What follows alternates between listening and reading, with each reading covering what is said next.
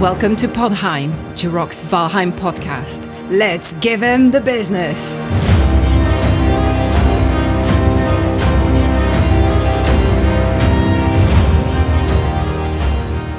Hey everybody, today is December 1st, 2022. I'm your host, Jiroc the Viking, and joining me today are my fellow Vikings, Shield Maiden, Morning Darkness. Hello. We also have back Jarl Tulkas. Yay! Hey, what's up? Joining us also is Viking Jules, one of Valheim's greatest modders. Hi. I would love if you don't call me that. I'm an apprentice modder. And joining us back on the show is Jonathan Smars, video game programmer, one of the Iron Gate developers of the amazing Viking survival game Valheim, of course. Welcome back to the show, Jonathan. Thank you. Fun to be here. Yeah. So, Jonathan, I have to ask: did you probably listen to every single episode of the podcast because you have so much free time on your hands? Did you listen to the podcast that you did with us last time?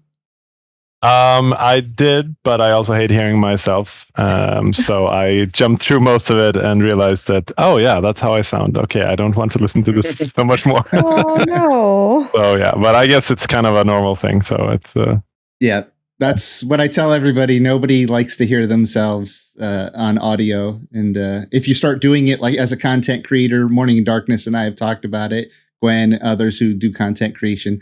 At first, you hate hearing your voice, but then if you do it enough and you're in the editing room or hearing yourself play back, you get used to it. But yeah, I still kind of don't like my voice. I even bought the really nice microphone. I do the little bit of bass gain because I don't have that deep voice like Douglas.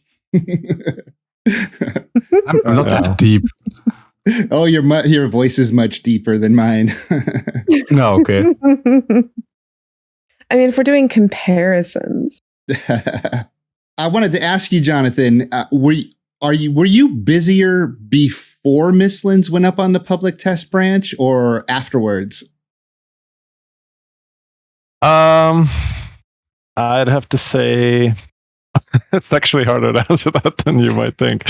I mean, we both had this period right before we released that we were trying to not add anything more, obviously, not try to fix things that might actually break things, and so we kind of had this slight calm before the storm. But there was, of course, still quite a few things to do right up until we released. And it's a little bit the same afterwards now. Like we had this huge influx of feedback and reactions and stuff, which was really, really fun to see. And we've been very busy trying to go through stuff. Like it's just kind of overwhelming of figuring out, okay, what do we need to fix and what are we going to work on? Because gladly there wasn't anything huge that was broken or that we had to hot fix immediately, which is usually for some reason the case. No matter how much we test things, we patch it out, and within few hours or a day, we have to fix something immediately.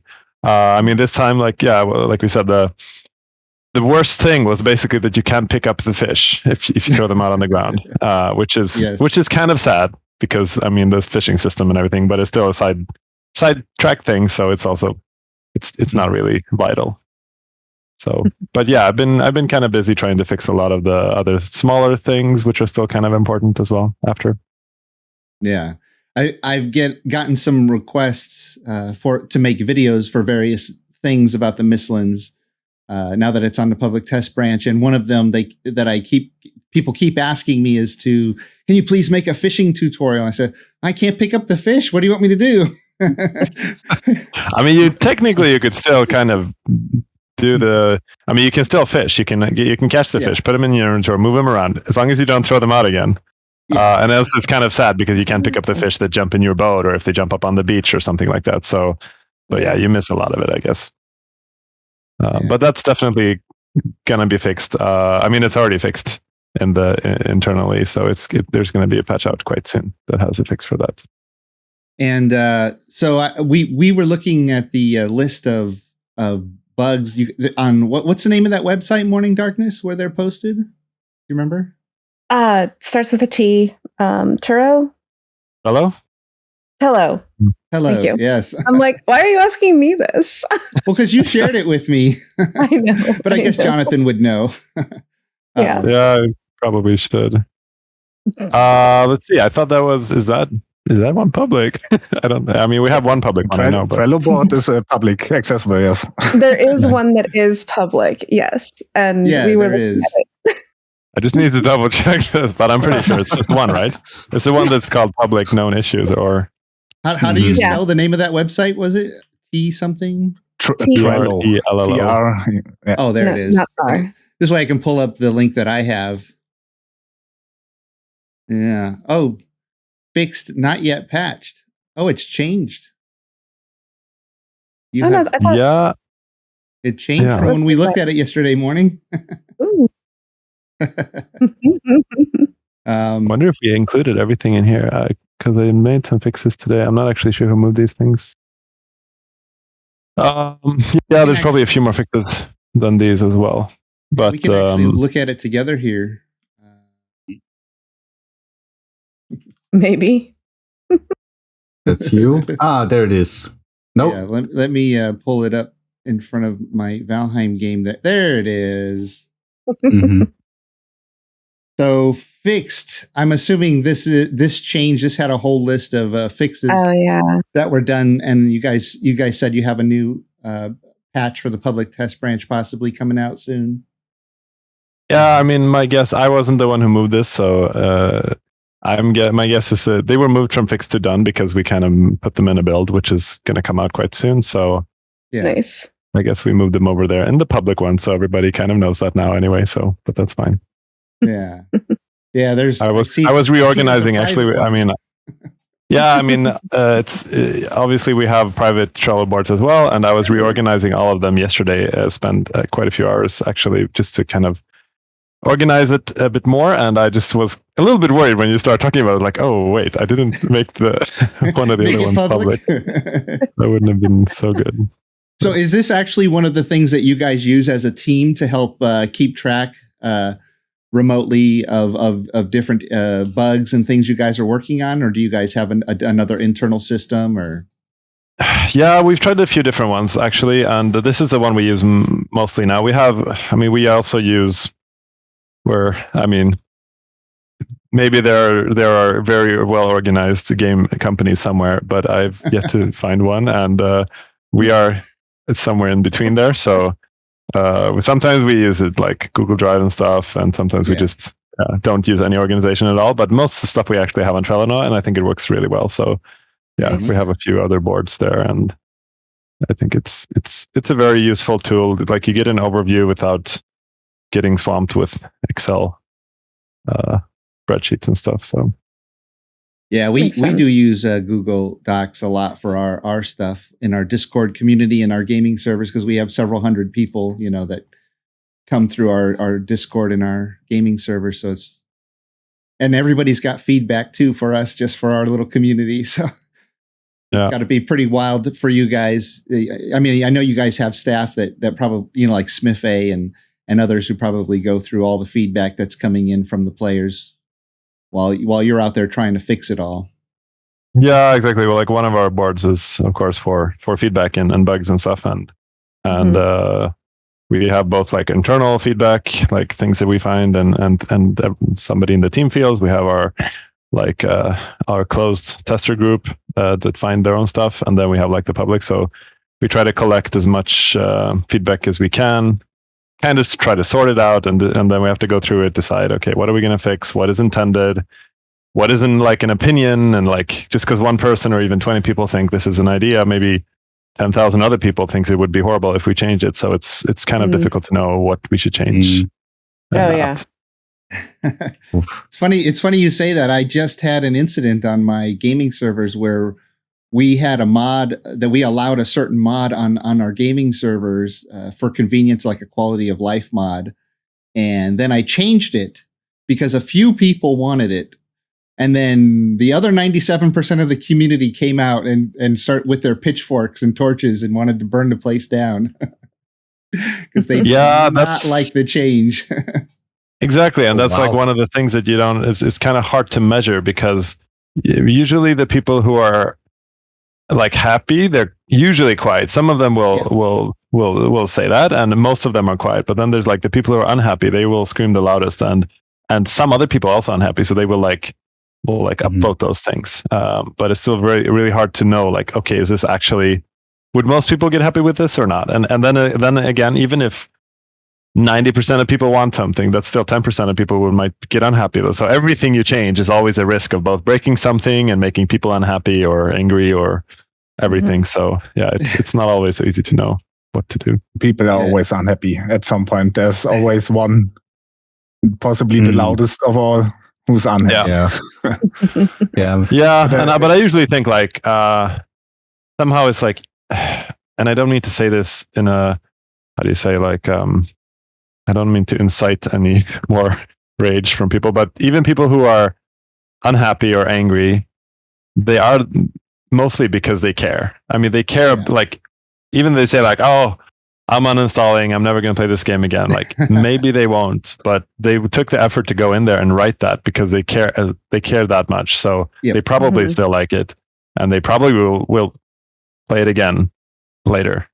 So somehow, like, even though anger and love are still strong feelings, I'd much rather have anger than indifference. Like the middle of the indifference part is more like people just don't care, and that's always the worst reaction. You would say, like we talked a lot about.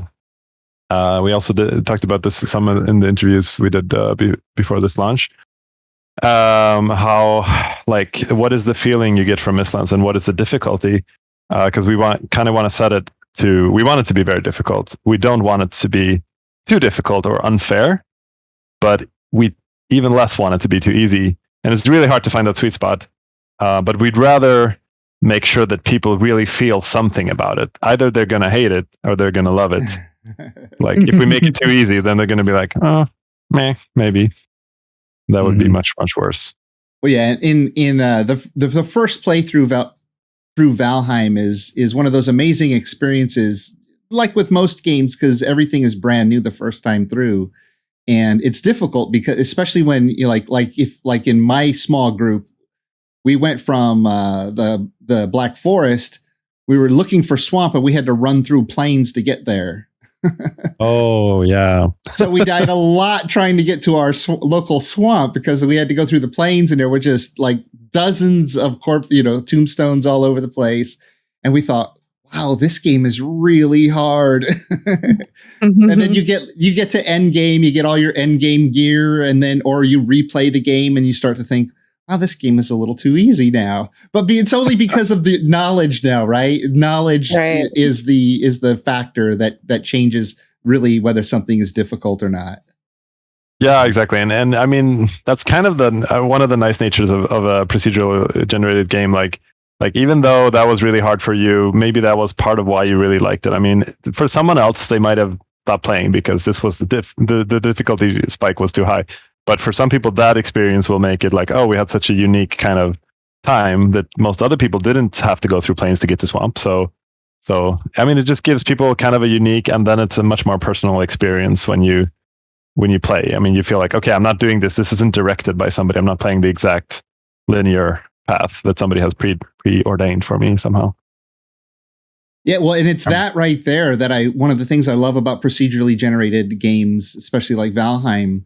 There are every playthrough you have new stories like that. Like, I remember my very first playthrough, not just because it was new, but because of how I was directed through progression, right? Because the world was laid out a little bit differently each time. So my stories end up being a little bit different each time. And it's probably the same for you guys, right? Like, every time you've restarted it, it's felt a little bit different. I still have my first world. It's still there on my computer. Yeah. Just the very first, the first base, first castle. It's just especially the first one you have to save, right? Because that's just great memories. But so, Jonathan, were there any bugs especially tricky to fix, or any interesting stories behind the bug fixing that is going on right now? I know that fish was probably the biggest one, right? That's probably good in the grand scheme of things, that if that's the biggest thing that you guys have to fix. Yeah, exactly. Yeah, I mean, like I said, I mean, it's very positive that was the biggest thing. But yeah, I mean, one interesting thing about that was that we actually had another issue with the fish. Yeah, so the fish system was upgraded quite a while ago, and everything was kind of done and tested. And we decided we're going to bundle it into Mistlands, and so it hasn't really been played or tested for a while. And then when we merged it into Mistlands, when you merge stuff, some things always like kind of don't merge well, or something is missed or so. And something must have happened because certain things broke. For example, picking up fish. But luckily, there was a modder who actually made a mod so you can pick up these fish. And he realized that, there's another bug that when you pick up a stack of fish, it's also going to reset to 1, which would have been quite sad to patch this out and then realize that, there's actually, we're like, yay, we fixed them. And then we're like, okay, no, they're still very broken. So I guess that's kind of a fun, it was also very last minute. It happened just today. He wrote to me and we had just made a build and we were like, okay, yeah, we have to get this. Let's see if we can fix this real quick and get it out into the patch that is going to come. And I just want to take a quick break from the show to share with you one of my sponsors, the Grimfrost, an amazing company that sells really, really cool Viking products. They have over 1,000 different modern and historical Viking products. If you're interested, you should check them out. I have a link in the description, or you can go to my website, jiroctheviking.com/Grimfrost. Now back to the show. Speaking of soon and patch, it just dropped. 200, oh yeah, I did it. 11.7 just awesome, got notification on Discord. While we're recording. Patch. That's awesome. Yeah, I didn't want to say because I didn't know exactly, but I said like, yeah, can we please release this today so we have time to fix something tomorrow before the weekend if there's anything else. So yeah, now it's official. Yeah, exactly. Now it's spoil official. Good. Now I don't have to. Well, no, I didn't spoil it. Now I can talk about it. Hey, okay. So now you actually all have so much to do. Now we actually, I guess this interview is over now, and get back to fixing other stuff. I got to look at the patch notes and all that stuff. Mm-hmm. Yeah, we can look at those. I mean, also if you were on the Trello board and you look at the done column, you can also probably see. But yeah, you probably see more of it in the patch notes. I don't even know. Oh wow. Yeah, I can see the patch notes published on the, is that it right there? 212.7? Yeah, that's it right there, huh? Yeah, we can take a look at that. Hey. Yeah, maybe you can tell us some stuff here. So, fixed a missing Mistlands dream text. What? I got that dream last night. I was like, did I miss the text? Did something happen? Did I miss it? Was there a misspelling or something or wording incorrect? It was actually it was a string like all the text in game are like have a string ID, and it was missing. So you would just get like it said like Mistlands Dream 2 in your dream. Dream 2. Yeah, it feels very boring. I mean, it feels very broken to get it like that. You had dream I remember number 2. that Dream 2, one of my favorites. Yeah. Use your own insert imagination here. Yeah, exactly. It's very mystical. Well, you know, what's funny is actually dreams are one of the things that I hardly ever see because we have a multiplayer server and that's what most of our community plays on. And so they rarely get to sleep, right? Because unless you're the only one on or you can coordinate with the few who are on, they don't get to see the sleeping much. Yeah. I can understand that. Let's see. Fish are no longer as slippery and you can pick them up again by pressing the use button. No longer slippery. What is that referring to, Jonathan? Yeah, actually, to be honest, I'm not sure about that one. I didn't tweak it. So I'm thinking that they probably just somebody tweaked the friction of them so they don't glide as much. I'm guessing. I didn't actually. I didn't know it was an issue until I saw it in the patch notes either. So. Oh, okay. Oh, well, my guess is just someone wants to spice up their workday and just be funny.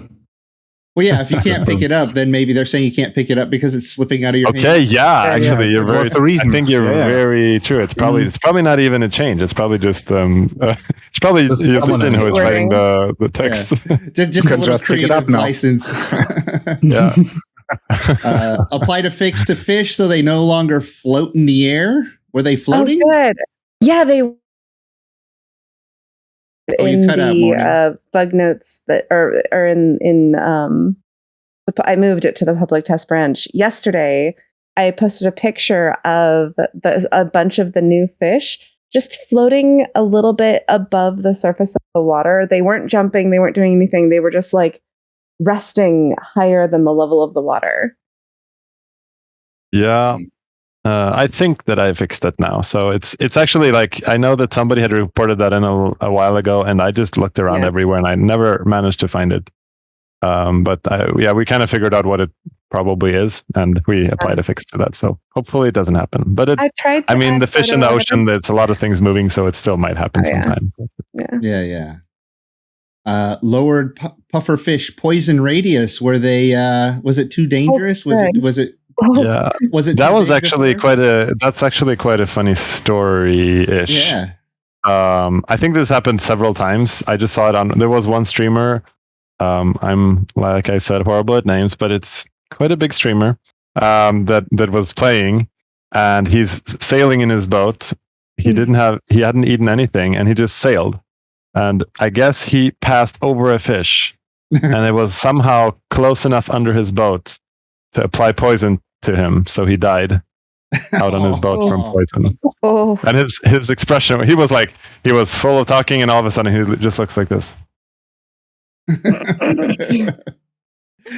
Like for 30 seconds while he's being killed by poison. So just what the fuck's there?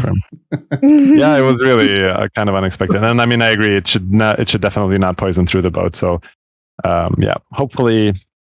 I mean, I even tried. Okay, so I was trying to reproduce this bug. Usually, it's really hard to fix something if you can't reproduce it.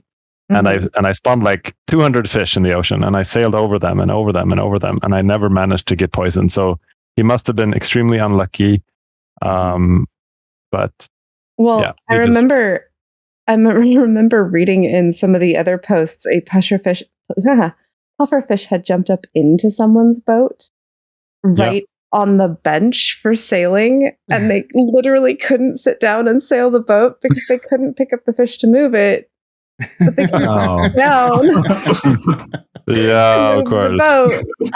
When you can't pick them up, that kind of screws it up. You could probably shoot arrows at it or something and move it. I'm not sure. Maybe. Or hit it with the. I'm not sure. Okay, yeah, I'm not sure actually. But yeah, I mean that part of being able to be poisoned from them jumping up into the boat, that's kind of intentional. So it's probably safe good idea to keep eating when sailing now. Oh wow. Kind of like a little bit of a sneak preview of the future ocean biome. Things are jumping out of the water, landing in your boat, trying to kill you, right? Yeah, I mean, hopefully there will be more dangers in the ocean eventually. So that's Yes. So with the pufferfish, I imagine that the way that the Unity engine works and the way you guys have the game set up is probably difficult to shield. Make the boat be a shield to the poison of the radius. The easiest fix is probably just to reduce that radius, huh? I mean, it's like I say, everything is doable. Yeah. It's just like how much time and do you want to put into it? Because the more complex your solution, the more it has to be tested and might be broken or bugged or exploited too. So at the moment, we just figured the boat has kind of a good thickness to it. So I think that was the easiest solution at the moment. Because like I said, we still want you to be able to be poisoned in case the fish happens to jump up, touch you on the side or land in the boat or something like that. So flat. Fun. So if you see a school of pufferfish, don't sail over them because you might get poisoned still. Yeah. My husband did that the other day. Was he poisoned then? Oh, we were sailing together and both died. No, we were not poisoned. We were successfully able to survive it. But it was looking around, I'm going. I think it was very low chance, even though. So yeah. What else we got here? Fishing bait recipes now give more bait. So this is the players can now craft fishing bait. They don't just get it from Haldor. Is that correct? Yeah, exactly. So then there's multiple new baits for the new fish types, and those are craftable. And some of the feedback is that they are quite expensive to craft, which is very true because you also use them up every time you throw the fishing rod. Right. So we increased the amount. Everything I say here is like I don't commit to anything I say. Well, it's all hopefully in progress, right? Exactly. So I'm not promising anything, but we will probably have to there's some pretty good feedback to a lot of different systems and like the fishing as well. So it'll probably get some more tweaks and changes coming, maybe to make it more balanced or interesting or useful in some ways as well. So yeah. And then dungeon doors are excluded from guard stones and should no longer be able to. That's yeah. good. So I don't know how much details you want about every. We could talk about everything. I'm curious. Yeah. This isn't a problem that I haven't spent much time around the dungeon door. Yeah, it's just like okay. So the reason for this is that the guard stone it protects your building in a circular cylinder that goes straight up, and there's no top to that cylinder. So if the dungeon happens to be, the dungeons are technically very far above you when you enter them. So that if there happens to be a door there, that one would be protected from the dvergr guard stone, so you can't actually use it. So yeah. Oh wow! So it could potentially lock people in the dungeon. No, since the doors in the dungeons are only to like secret rooms or places in the dungeon, so you won't be locked in. You'll just be locked out. So this patch fixed that. So those doors basically ignore the guard stone. Yeah, so you'll be able to open all the doors from now on. Hopefully. Cool. Yeah. Added more interesting items to chest found inside Mistlands dungeons. I guess the loot was just not up to par, and you guys beefed it up a little bit. Yeah. I'm not sure how much you guys have played everything, but like as some of you may have noticed, you mostly got, I think you only got coins in them. I'm not. And now we added a few more items that you could get that make it a bit more fun. We'll probably add more in the future as well, but it's at least better for now. Cool. And functioning wisp lights are now only still intact at dungeons and not dvergr ruins for easier findability. Functioning wisp lights. So these are the ones that the dvergr already have placed around their base, or? Yeah, the wording of that is a bit interesting, but it's basically that it makes the dungeon's entrance locations slightly easier to be seen because they have these lights around them. Like some of the locations have lights, some of them don't. I think previously all the dungeons didn't, which made them. I mean, there's a whole bunch of dungeons you can find in every world, but the Mistlands is already kind of hard to traverse, and there's a lot of mist, obviously. So you could probably go through several Mistlands and not find a single dungeon. We had this one report of a guy looking for a dungeon for 6 hours, and he didn't find one. So, oh no, maybe it's slightly better. Okay, cool. Yeah, tweak the resource cost of building items. Most black marble pieces, copper wall, dvergr stairs, and balista. Is that because the resources are a little bit scarce, or was the cost just set too high to begin with? Yeah, I mean, I guess it was mostly that they were a bit too expensive, like compared to other things. I mean, in some ways, you think like, oh, it's a build piece later in the game. The price should be higher, but not really necessarily, because I mean, it's different materials, and you get pretty much the same or even less amounts of that than other materials. So the amount shouldn't necessarily increase. Very limited between worlds for that black marble. Yeah. We will probably see more of that when it's been out for a while and builders go crazy and be like, we've mined every single black marble in our world. Well, especially on the multiplayer servers, I guarantee you that. Oh yeah. Yeah, exactly. And I mean, it's not a like every resource, it will run out eventually. So I know some big multiplayer servers. I mean, you guys have like resource servers and stuff like that. Oh yeah, I think I started that trend back in the day. Oh yeah, because everybody contacted me and says, "How does your resource server work?" And then suddenly everybody had a resource server also. Yeah. I mean, it's a good idea. It's kind of sad to just like empty out the whole world of everything and build lots of stuff there, and then be like, oh yeah, but nature is ruined at this point. Yeah. When I hear iron's going to be more limited now too. Is it though? I mean, yeah. I mean, there's less. You mean because there's less swamps, or? I mean, so one of the things we were running into during our playtest, especially last night, is that we were finding swamps and none of them had crypts. And even our bone mass swamp had one crypt. And Smiffe was actually in chat with us, and he's like, "Oh yeah, we changed the maximum number of crypts from 400 to 175." And I was like, so less than half. Yeah, I mean, I can't swear on the exact numbers, and that might be this might be correct, but I think that the amount previously was, say, a little bit high. Like you would have a swamp with like too many crypts, and since the amount of swamp area kind of reduced a bit, the amount of crypts has to be reduced as well. But even so, like say 175, if somebody actually enters 175 crypts in one world and empties every piece of iron, they deserve another server to start emptying again. So I think it's kind of similar to how it was before, like per square area of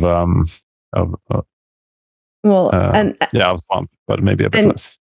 And you're saying that some of the swamps will have, more crypts than others. I will say that my husband did end up sending Smiffe our FTP. He sent him the FTP of the world.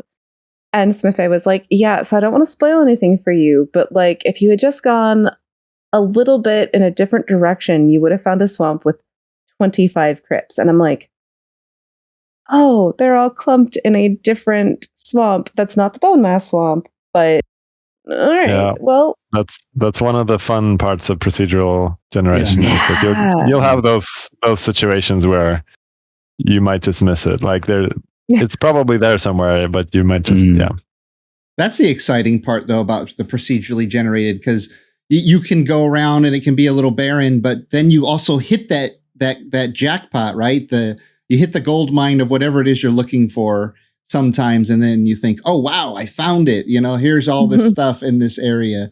So yeah, sometimes you have the bad luck, sometimes you have the good luck, and that's what keeps it exciting, I think. Yeah. So go through. I do have a bunch of questions that we didn't even start really. Let's just speed through the rest of these, probably. Display torch sound fixed wrong sound effect, visual effects, black marble bench and table. Armor stand now has support for Mistlands armor sets. Well, that's good. I mean, it had them before. No longer go ballistic at low health. There wasn't arm pieces holding up the floating like.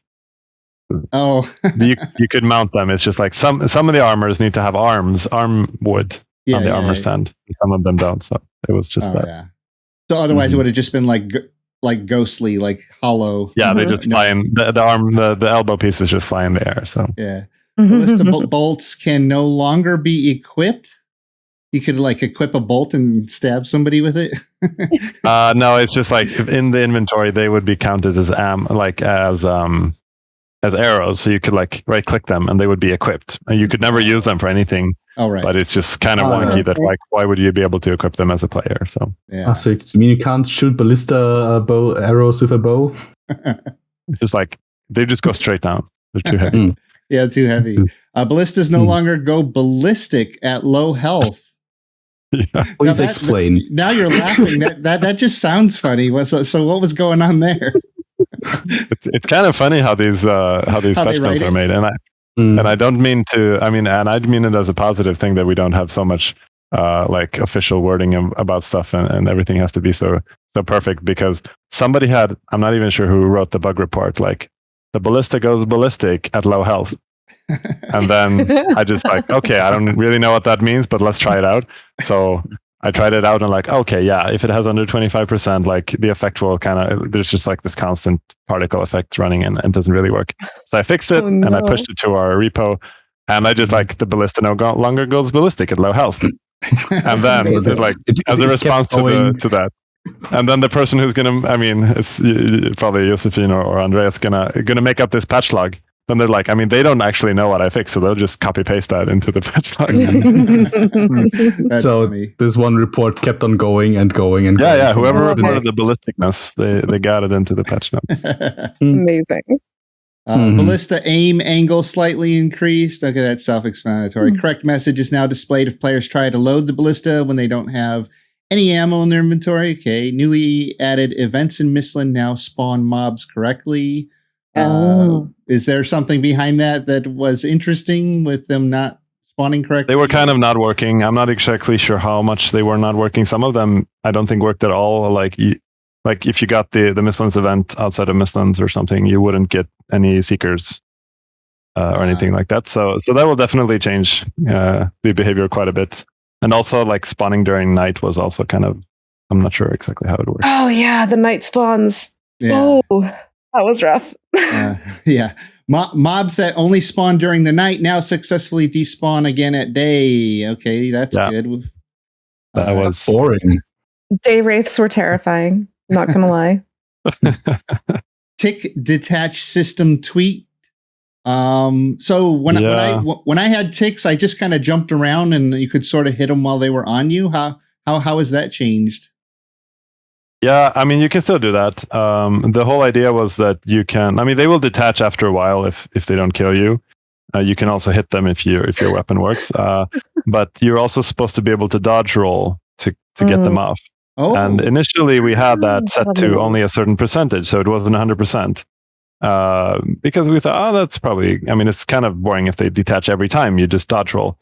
But if you had like 2 or 3 ticks, and it's like 50% chance that they get off, you have no chance of dodge rolling enough times and having any stamina left to be able to survive. So the idea is that they should detach pretty much, not exactly 100%, but pretty much. So hopefully that will work now.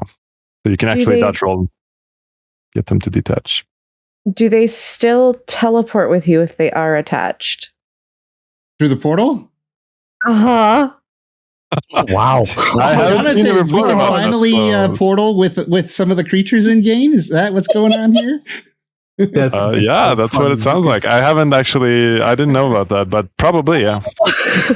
Oh. You could just attach 5 of those guys and teleport to your friend's base, leave them there, and just bail out of there. Dodge roll your friend's base and then get the hell out of there. Exactly. Yeah. I brought your present. 1 or 2 star ones. Then he'll have it. You would, Tulkas. You would. I would totally go to Bambi's base and leave a bunch of those ticks there. Oh, know now after people hear this. Do it while it still works. I mean, I can't swear it might have changed now, but you should try it out. And be sure to get a 1. You should try it out. Oh, yeah. Like I will. Oh, God. Let's see. Simplified seeker egg destruction visual effects to reduce frame rate FPS drop. Fixed wrong special effects for chickens and hens. They no longer sound like pigs. Yeah. little snorting chickens. Hugin and Mugen should no longer be able to float in the air when they spawn. Localizations updated. Crow talk added to compendium. Lower radiation rate on refined hider. Radiation rate. Okay. Yeah. I'm not sure if I should go into that, but is that just part of the mechanic of it? If you're not sure, don't. I mean, it's just it's basically an exploit you can do with that. Yeah.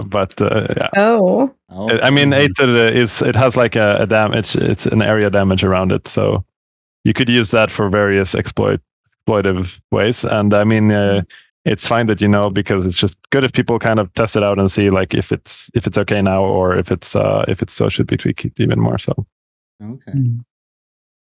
Tweaked positions for attach on some prefabs and minor performance tweaks. Okay, cool. The last one there is actually kind of the performance stuff is actually kind of hopefully helpful because we did have actually I could say one of the biggest things bugs that we had was that some players have quite a big performance spike happening now and then. So I did go through and optimize a bit of stuff, and it might not be completely fixed, but I think most of it should be gone. So hopefully it gives everybody a bit of performance increase as well. Okay. Yeah, I wanted to ask you a little bit later about the Mistlands, how you guys came to develop it, but about the mist and how much that affects performance compared to like running around in other biomes, because it's this constant animation that's going on around you, and then you've got the wisp light that's constantly spinning around and pushing the mist back. I guess I don't know. Does that seem to hurt performance, or does it make it better because you don't have to render things as far away now? Mm-hmm. We still do. I mean, we still have to render everything basically because, like, how should you say? If there was a way to know that this mist here, if there was an easy way to know that this mist is blocking everything, then we could just skip rendering everything behind it. But we can't really know that because there's lots of ways to get rid of the mist. The mist isn't everywhere. So, like, you're still doing all the rendering, and then you're also rendering the mist, which is actually quite expensive because there's something called overdraw, which you're drawing, like in a game, as long as you're drawing like transparent things that are not 100% opaque, you have to draw one layer and then the next one and the next one, the next one. So, and that is kind of a heavy operation for your graphics card. So we were doing some testing on this, and it was actually interesting. We had some Unity guys over for a project review kind of a few weeks ago. It was really nice, really, really friendly, really professional guys. And we were looking at this, and they were actually quite amazed. They were like, "We can't believe this is working as well as it is." Mm-hmm. They were looking at it like, this shouldn't actually work because there's so much mist. So they were kind of blown away by that. But we looked a lot about it, and like in certain cases, you'll have like, you could look at each pixel of the screen and see like how many times is the graphics card having to render something here, and there could be like 40 times, 50 times on one pixel. Oh, wow. So you think about that and how many pixels you have on like 4K or like even 1080 resolution. Yeah. It's a lot of render passes. So, yeah. That was like one of the first things I wanted to test when I hopped into the game when you guys dropped the public test branches. I logged in with my admin character, teleported directly to the Mistlands, and ran around in 4K resolution with all my settings at max like I normally do. And I didn't have any slowdown. I thought, wow, they've somehow optimized this mist. So that's awesome. Yeah. No, you just have a badass monster computer. That's all. Well, I do. I literally can't even open the game normally anymore. Oh, really? Why not? The minute I load the game, everything crashes. But if I open it with Vulkan, I can play the game with some hiccups, but it's mostly okay. But the minute I loaded into the public test branch, my gaming laptop from a couple of years ago is just like, nope. Yeah, I wonder if it would be interesting to know, like, if we've increased the performance requirements like substantially in any way, or if it's like it could also be like hardware in general doesn't last forever, sadly. So especially laptops that get hot and cold. So like in general, it could also be that maybe it's singing on its last verse, as we say here. But yeah, I'll test it. Yeah. If it doesn't work, try sacrificing a goat and do a little dance. Maybe that will work. A real Viking did, huh? Exactly. To Odin. Well, and it looks like you guys enabled at least on the public test branch, the Yule seasonal items, Yule tree, Yule clap, Yule wreath. Yeah, I was gonna say, what's Yule clap, Yule wreath, and Yule garland and mistletoe? There's some new items here that we have. Yeah. Tree and Yule clap you have had before, I think. Yes. I'm pretty sure. But those last three are new items, so it's something for the Christmas season. Oh, is Yule clap the presents? Yep. Okay. Cool. All right. Well, there's the patch notes. And let's get back to our questions. And Jonathan, just let us know if you're running short on time. We can wrap it up at any time you need to go. Yeah, that's fine. We can go for a while. It's no rush. Okay. So you obviously run servers. Got Jules here, and I worked with him and a couple other modders. So we're always trying to do some new fun things for our players. But are you familiar with the problem with flying in admin mode right now? Pressing C. Well, it wouldn't be. Well, yeah. Shift is easier because it's right next to WASD, and pressing C is a little bit of a pain. But if I just had to press C, it would be fine. Now, I'm normally steering and flying around here. Let me show you. Watch this. I had to reboot my game about 10 times when I did this, Jonathan, because I was like, what the heck is going on? So normally I'd be flying around and I'd go like, oh, like check this out for the players, right? And then now the camera started doing this. And I was like, what the heck is going on? I didn't know how to reset it. You're not doing any movement, though. See it. Oh, we just see the beautiful. No. We see Asgard. I gotta switch over the feed. Darn it. Okay, there you go. Okay, so I'm flying around and I would speed up to get to the players. But then when you press C, it also, if you move your mouse, it changes the field of view. And so it started doing this. Oh, no. And I zoomed all the way in and I was like, Valheim's broken. What is going on? And then I went to Discord and somebody explained to me that, turning the mouse left and right changes field of view and pulling it up and down changes time of day while holding C. So, flying around in admin mode is almost impossible. Hazardous. So wait, I just want to know, is your issue that you have to hold C? Do you want to actually do this or you don't want to hold? You don't want C to do this? We want to get places fast. Yeah. Well, yeah, so like I pick a speed, obviously, I can't scroll my mouse wheel to speed up anymore with shift. I can still do the sprint, right? Like, so that's normal. And then I press shift to sprint. But before I could shift and scroll the mouse wheel and it would change my speed. But now when I have to hit C to change my speed. So if I want to fly fast like this, and while I'm trying to turn, oh no, the game is going crazy. So I'm trying I mean, I hear you. I hear you all the way to Kansas and back, actually, because it's okay. Yeah, it's so funny because I added the increase a long time ago that you just scroll to increase speed. Yeah. And then somebody else on the team, they're like, oh, this is annoying. I didn't know you can break it if you scroll too much or something. So add it to a key. So I added it to C. Okay, there's special debug key, I guess. And then we added the change field of view, change the stuff. And that also gets added to the same key. But now I was told by somebody, they're like, oh no, people are accidentally pushing these keys and they're fucking up everything. Yes. So now it has to be Shift C. Okay, so I added to Shift C, but now it's like, oh no, we want to be able to change this, but That mist is so pretty. I got so used to using Shift Scroll to change my speed and fly around to the players, especially running events and stuff. It just. So I hear you, but anyway, what you want to be able to control with the speed with just Shift C, but you don't want the time of day and stuff.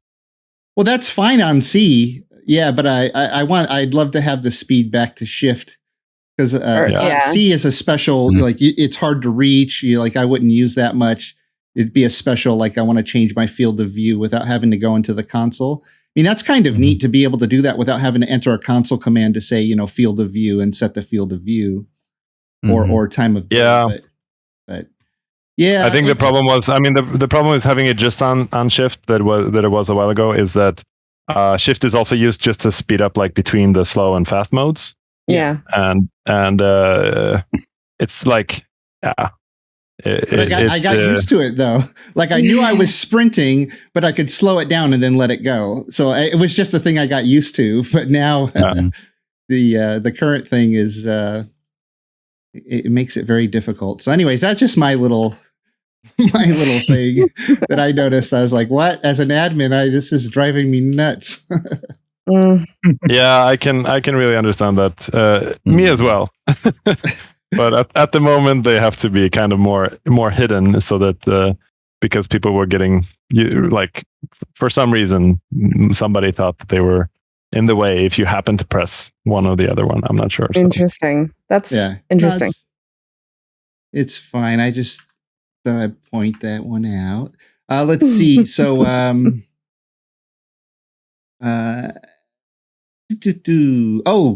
I sent you a thing about the find command a while back. And it was when we do find, I think it still does the offset instead of the exact coordinates. Oh yeah, we were talking about that. Yeah, did I fix that or didn't I fix that? I don't think I did. Right? Let's see. Find seeker. Oh no, seekers. Darn it. I got to go into the Mistlands somewhere. Oh, I saw a rogue. So find. We can't see anything anyway. Dvergr. Oh yeah. Let me switch the code.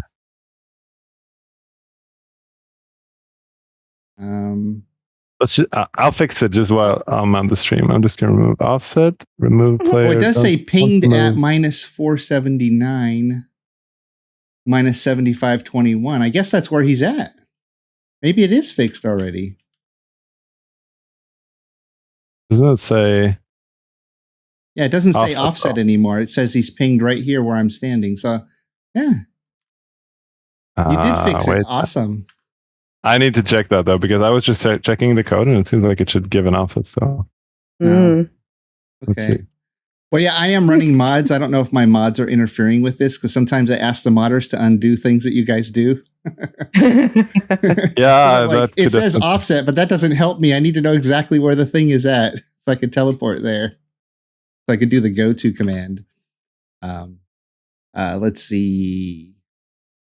Oh, in general, do you think with the current bug fixes and the new patch that you guys released that we're pretty much on schedule before the end of the year? Because I know that there was a lot of talk about getting it out before the end of the year.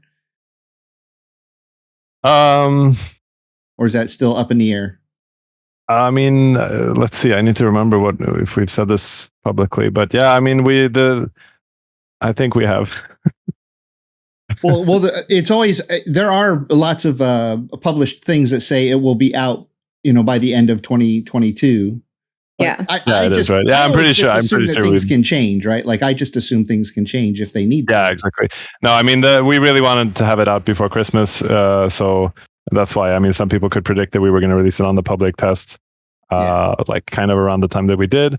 And I mean, the goal is still to release it before Christmas, and I think there hasn't been anything huge. So if there's no other huge hiccups, then that is definitely. I mean, that's our hope. So yeah, when people are negative about that, being like, "Oh, it'll take them longer. Oh, it'll be next year. Whatever." I am like ready to die on that hill. I'm like, no. Yeah. Yeah. No. I mean, we want to have a. Especially since it's so close, like we want to be off kind of, but we won't be fully off either because all of a sudden something happens and then we might have to fix that anyway. So hopefully we'll be out so we have a little bit of time to fix everything too. So, but yeah, anyway, I fixed your find command now while on the stream, so it's I think you have a mod actually to fix that at the moment, but it'll just output a position instead of an offset. Offset isn't really useful anymore anyway. So. Well, I guess it didn't make the patch that came out today. No, sadly not. It'll come in a future one sometime. Yeah. Amazing. No well, if we could get back to just like the evolution of the Mistlands, I don't know how much you've been asked this. I know you've done some other interviews, but how did the concept evolve from the old Mistlands to the new Mistlands? Like, besides just the creative aspect of it, technically, when the ideas were coming out, did it just seem like, oh my goodness, we're doing so much different than we've done in other biomes? Was that a little overwhelming? Was there a lot of problem solving that had to start, with all the new terrain heights, the way that the rocks are like all over the place jutting up, and the mist obviously is one of the new mechanics? Yeah, I mean, okay, kind of a big, wide question. I would say that okay, where to start? I mean, it's mostly been like there's been Richard has like different ideas of what he wants to do, and he was kind of exploring what he wanted it to be. We looked at a lot of reference of finding different like what is a nice aesthetic and a style for this, and also Mistlands being like compared to say Ashlands and Deep North, they are kind of descriptive of what they will be, even though we still hope that they will be nice, unique, and surprising in their own way. Mistland is somehow, we've said, it's somehow been kind of a last chance of doing something very unexpected or very different. So, it's somehow. Also, we work very iteratively, like just like, yeah, maybe this is cool. Let's try this out, and then what does that lead to? Okay, oh yeah, we have these cliffs. What does that mean for gameplay? How is that going to change? How you traverse the environment? Like what monsters like can work there, and what do they have to be able to do, and is it fun, or is it still like, is it, yeah, it's like you just keep trying different stuff, and it kind of evolves the further in you go. Now, was that a big collaboration? Did Richard have most of the ideas already in mind, or was it kind of a group effort where you guys got together or thrown ideas out there to see which ones would stick or fit with Richard's vision? I'd say it's a bit of a mix. Like usually, I mean, we're quite a small team, and everybody has a voice, and we can always talk about stuff. At the same time, it's also nice that we don't just take everybody's ideas and just mash them up into a big mix. So it's kind of a little mix of Richard has his ideas, he takes a bit of inputs and stuff about certain parts, and then kind of goes with what he thinks is the best in the end. But also, like, coming to the Mistlands like design more, he had a lot of meeting. Like, a large part of it with like Richard and Grimcore, or Robin, who did a lot of the like planning and design, like trying to figure out what do we want Mistlands to be. Were there certain things that you contributed to the Mistlands that you really liked that ended up in the package that is the Mistlands? Oh, okay, that's a difficult one. I mean, being such a small team, we're kind of almost everybody is involved a little bit in almost everything, because it's always like somebody makes a concept or like we have an idea, and everybody just like has input on that. And in some cases, like it's already kind of like, no, it's going to be like this, and in other cases, it kind of evolves into something. So a lot of it is, I mean, yeah, it's really there again, kind of a mix. Like certain things are just like, okay, Richard wants it this way, or Robin has this idea, he wants this weapon, and in a lot of cases, it's kind of we do it together. But as for me, I mean, I made quite a few different parts of it. Well, I was thinking back to the Frost Caves when you told me about the person who had frozen in that cave. That was one of the inputs that you did, right? And you wanted like this big cavernous space, so you got to really create part of the Frost Cave experience, right? So I was wondering if there were any little things like that for the Mistlands that like that you really were fond of that you got to interject. Yeah, I mean, it's more that I have to think back and try to remember stuff because I forget everything. But yeah, I mean, I would say like, yeah, the Frost Caves definitely. I'm really glad we managed to get that big kind of huge room for the people who managed to find it. It's kind of rare. But so some of the things in Mistlands was okay. I'd have to say the fishing, because that was kind of an initiative of my own, and I kind of worked on that. I didn't do the actual models and stuff, of course, like Lisa did those. They're really nice. But I kind of built that separately at a separate time as well. But more important, like that's still just like kind of a sidetrack thing. One thing that I really wanted us to have is like support magic. And it wasn't a given that we were going to have that from the beginning, because I really kind of like that in a combat situation that everybody doesn't have to be a fighter, and I really like playing support myself when I play in like say other games. Yes. So yeah, I'm really glad we got at least one support magic for now. Hopefully more in the future. Yeah. So the support magic is both with the players and with the new NPCs, right? Like they both have a support mechanic. Yeah, they actually. So I mean, the player only has the shield staff, which is which casts an AoE damage absorb shield on yourself, but also your close friends who are close by.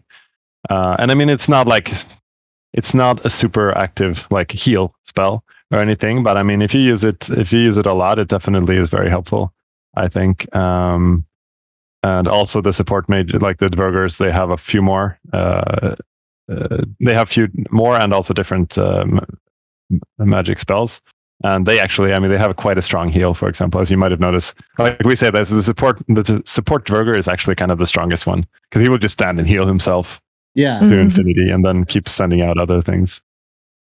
Well, since we're talking about the dvergr or dvergr, what was programming that AI? Was that a challenge to get it to work right? Because I noticed they have that mechanic where they're friendly at first and they'll talk to you, say things when you come by. But once you start tapping on their structure, or if you hit them with something, if you damage them, they start getting upset with you and then they'll attack you. Did that go pretty smoothly? There was definitely it definitely was a bit challenging, like, since we haven't done that in Valheim before. There's a lot of situations where you didn't really expect, like, oh, what happens if you break something close to them, or like, how exactly do we want them to react to different situations? Like, will they get angry if, like, for a while, if you were close by, if a monster destroyed their bed, they would get angry at you. And I mean, it can't really work that way, but at the same time, it's also exploitable. Then you can, like, I didn't do it. Get models, what do you say? Like, train mobs into their base, basically. Yes, and get them to break everything. Yeah, exactly. So it's a bit challenging to know, like, okay, how should these react in different situations? So yeah, but I like it because, you know, usually you had like mobs that would either attack you or run away, but now you have actually something that gives them more thought about it and reacts to you. I like that. Yeah. And you can definitely use them to kill a lot of monsters too. Oh yeah. Yeah, I've been doing some testing with that because I want to try to do a video just on those NPCs at some point, because there's a lot of fun things you can do. Speaking of which, well, with that mechanic that you just mentioned, if a mob damages them or destroys something, do the NPCs still get mad at you? What's the balance? They don't get mad at the players if the monsters destroy their base. Oh, okay. But I mean, they will automatically aggro against the other monsters, for example. So they're already they're not neutrals between them, so they will start attacking each other from the beginning anyway. Yeah. But that's actually another thing that I was kind of happy about, because let's see, the first the dvergr, the fire mage dvergr, he had like more of a normal fireball. And somebody said, like, oh, isn't that a bit boring? Couldn't you make it more interesting? And I was like, hey, let's just do something. So I made this kind of meteor show ball, like kind of chaotic more thing. And I think it turned out quite nice. And it kind of adds to the chaos of, like, you might have noticed if you just, like, the dvergrs, they don't really care so much about their own survival. Like, as soon as something is attacking their base, they're just like, all in. And then they just like ruin everything. They just nuke the whole building and everything comes crumbling down. Yeah. Yeah. Well, so interesting. Go ahead, Tulkas. I was just curious because dvergr are essentially basically the Valheim version of dwarves. I just find it interesting how usually when I read, I have a whole a whole section in my bookshelf about books about dwarves from, for example, Marcus Heinz. And whenever I read about dwarves, they don't want anything to do with magic. Magic is elfcraft. That's for weaklings. But they're not proper dwarves. Proper. Yeah, right. They're dvergrs. Yes. So, they're but okay. Dvergr. I see. I think there is, like, I'm not the person to ask about all the lore, and I don't like. I don't remember the exact lore and connections we had to this. You might have to ask somebody else, but I think there is a thought about how this kind of works and why and everything in the end. But yeah, I don't know so much about it. It's just when I first saw it, when I first heard about it, I was picturing, the usual bulky armor, basically like a rock with tiny legs coming up to you. But then there are wizards, since okay. Well, okay. Yeah, I can live with that it's just dvergr. It's not dwarves, it's dvergr. Something else. So okay. I haven't tested them completely, and NPCs is something I always thought would be awesome in the game. Wandering around, whether it be other Vikings or more dvergr or whatever. So it's awesome to see them. But right now, with the current mechanic, if you upset a dvergr, are they your enemy forever, or do they eventually pacify over time, or can I make little offerings to them so that they calm down? Is there some mechanic there that we've yet to discover? Like taming bear. Please, my friends, take my money. I think at the moment, dvergrs really know how to hold a grudge. So, so once you upset, I don't think. Yeah, because I was thinking, okay, if they eventually calm down over time, I could, harpoon them, and I was harpooning them, and I dragged them all into one area, and I thought, okay, now if a yawl flies by, y'all dvergr, shoot it, okay? So it could be like base defense. But then every time I came around, they were mad at me for harpooning them a couple hours ago. They would never give up on that. Like, why are you holding a grudge? Can you blame them? Yeah. And is it individual dvergr, or if you piss off one, like every other one on the map hates you forever? No, it's just like within a certain area. Okay. So I don't remember exactly the range of that, but yeah, like if they're a certain distance apart, they might not be able to tell the other guys about your evil deeds. So you'll be fine. But yeah, I'm sure people might find ways to. I don't know if they could reset them. Like, of course, you can do everything with mods and cheats and stuff, but I'm not sure. I mean, it's also so fun. Like, it would be interesting to see if somebody manages to get them neutral again somehow. I'm not maybe.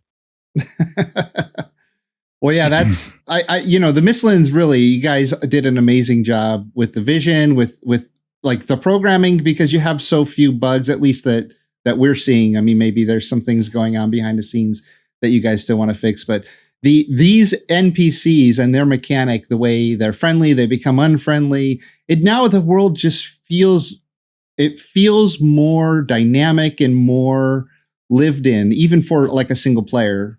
Because there's like now other people, other sentient beings running around who maybe you can rely on to help you in a fight if you don't upset them. So that's super fun. Yeah. I mean, the haldor is also a dvergr, so yes, more of his. Yeah, but more of his. He's kin. just one dude in the middle of nowhere. Yeah, and he doesn't get mad when you hit him. He just stands here and takes it. He just doesn't give a damn. But that's those little things just make the world come to life. Yeah. If it's just people, it's some creatures are either attacking or running away from you. Other than that, even like POIs, the ruins, it's just they're just there. You can make something out of them. But with the dvergr towers and etc. and the advanced DI, that's actually really cool. Did you notice the new music at Haldor? Yes, I did. Yes. I was asking people, I was like, has this always been here? Is this new? I really like it. It's super catchy. Wait, have I just not listened to the Valheim music in so long that I was missing something? I really like it. I was literally saying that a couple nights ago. Yeah, I think it turned out really well. I'm not sure if we if that's included in the long patch notes or if we forgot that, but I think it should be included, or maybe it just says new music. I don't think it is, but it literally feels like you have entered a super happy tavern. Like, I love it. Yeah. Well, MD, you have a pretty good question here about the build pieces. Oh, are we okay? We're down there. Fair enough. I'm jumping around on the script here. You are. So are we going to be able to build with the NPC build pieces, or are they going to be reserved for creative mode only? Yeah. He's already smiling. Good question. I know that this is a very... Door. I want that door. It's hotly debated, right? Because that stuff looks so cool. All the players are already thinking that they can build all this stuff. And that cart. You teased us with that cart in the trailer. Oh and I thought, the players built that cart. Oh, and it's just one of the pieces that are in the background there.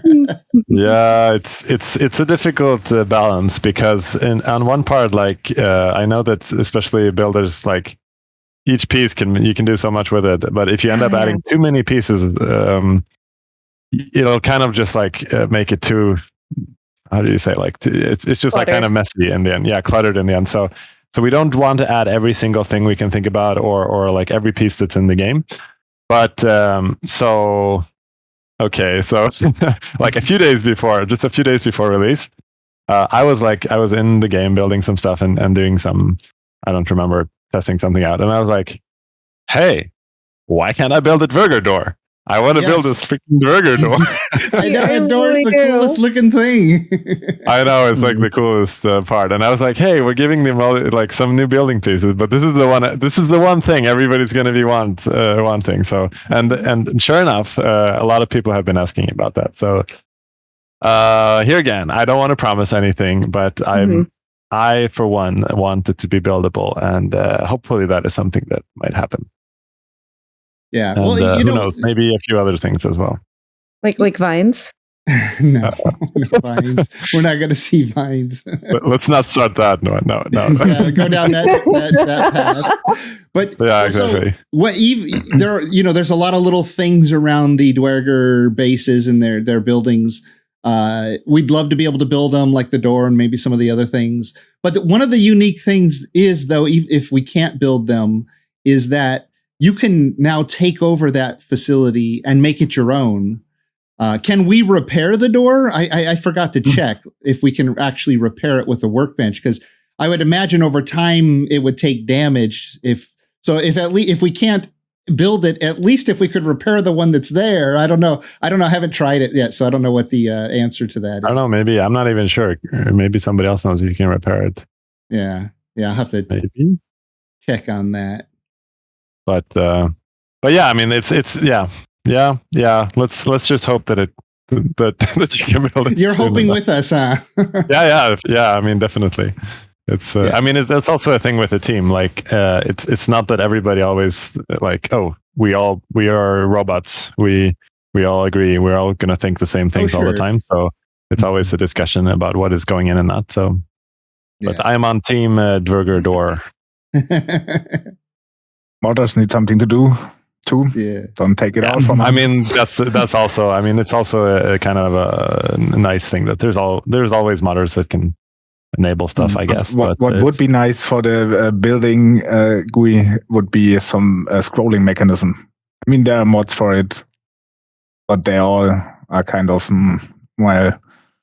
yeah. I mean, maybe or at one point you get too many pieces yourself in vanilla, so yeah. Yeah, exactly. Yeah, I mean, I have some. We don't want it to be cluttered. We don't want it to be too complex, or that you will miss something. And maybe scrolling could work. I mean, we could move stuff between pages, but I also have some other ideas that might solve that problem. While still like not cluttering it down. So hopefully we can, we'll see where it goes in the future. There's definitely a lot of room for improvement and addition. There was a nice mod which made the build menu pageable, like a web page where you got it was not scrolling, it was just paging the category pieces. In what way do you mean, like? So you got the little arrows on the bottom, and it says I don't know, 20 from 50, and then you click next page. Oh, yeah. Great, but in the same building category. So because they overflew with too many mods and too many pieces, they added. Yeah. I mean, we'd have to have a solution for that in the end anyway, in case we have official mod support for, say, building items eventually, which is also something I'm on team. I'm on team. Now we're talking, Jonathan. Eventually. Now we're talking. But also, no promises. All right. I'm really hoping. That's like one of the things I'd really like to see happen is to have official mod support for at least some things. Definitely couldn't be everything. It takes quite a bit of work to make a game completely moddable. But some things at least. I know a bit not in any near future, just so you know. Yeah, okay, yeah, because I got a little question block for modding topics. Yeah. Maybe later, or maybe now. While we're at it. Go ahead, Jules. Ask a couple of your questions. We obviously don't want to get too technical with it because Yeah, I might start losing my attention, but yeah, if you walk away, I stop. Okay, let's make it. Oh wow! If he falls asleep at the microphone, then we yeah. Oh, it's early in the morning there, so he probably is awake. And I want to take a quick break to share with you my sponsor, Xidax Computers. They can customize a gaming rig just for you like they did for me.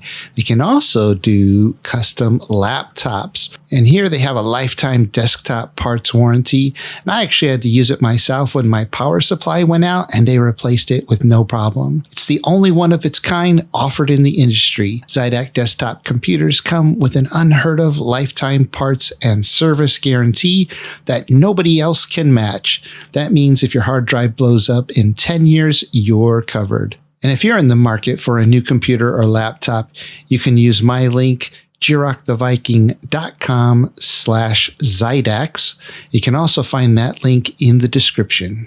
Now back to the show. Anyway, I mean, the most question I got, I did some short notice questionnaire at the Jotun Discord, what people wanted to ask. And yeah, the most thing, of course, is the official modding API, since Mistlands is done now, and you probably don't have anything to do in the near future. Nothing else to do. Yeah. Yes. Yeah, nothing else. No, fix it. Yeah, we're fine. mostly It's just done. partying and playing with our horse, and what else? But yeah, you said a bit about it. It's still in the distant future.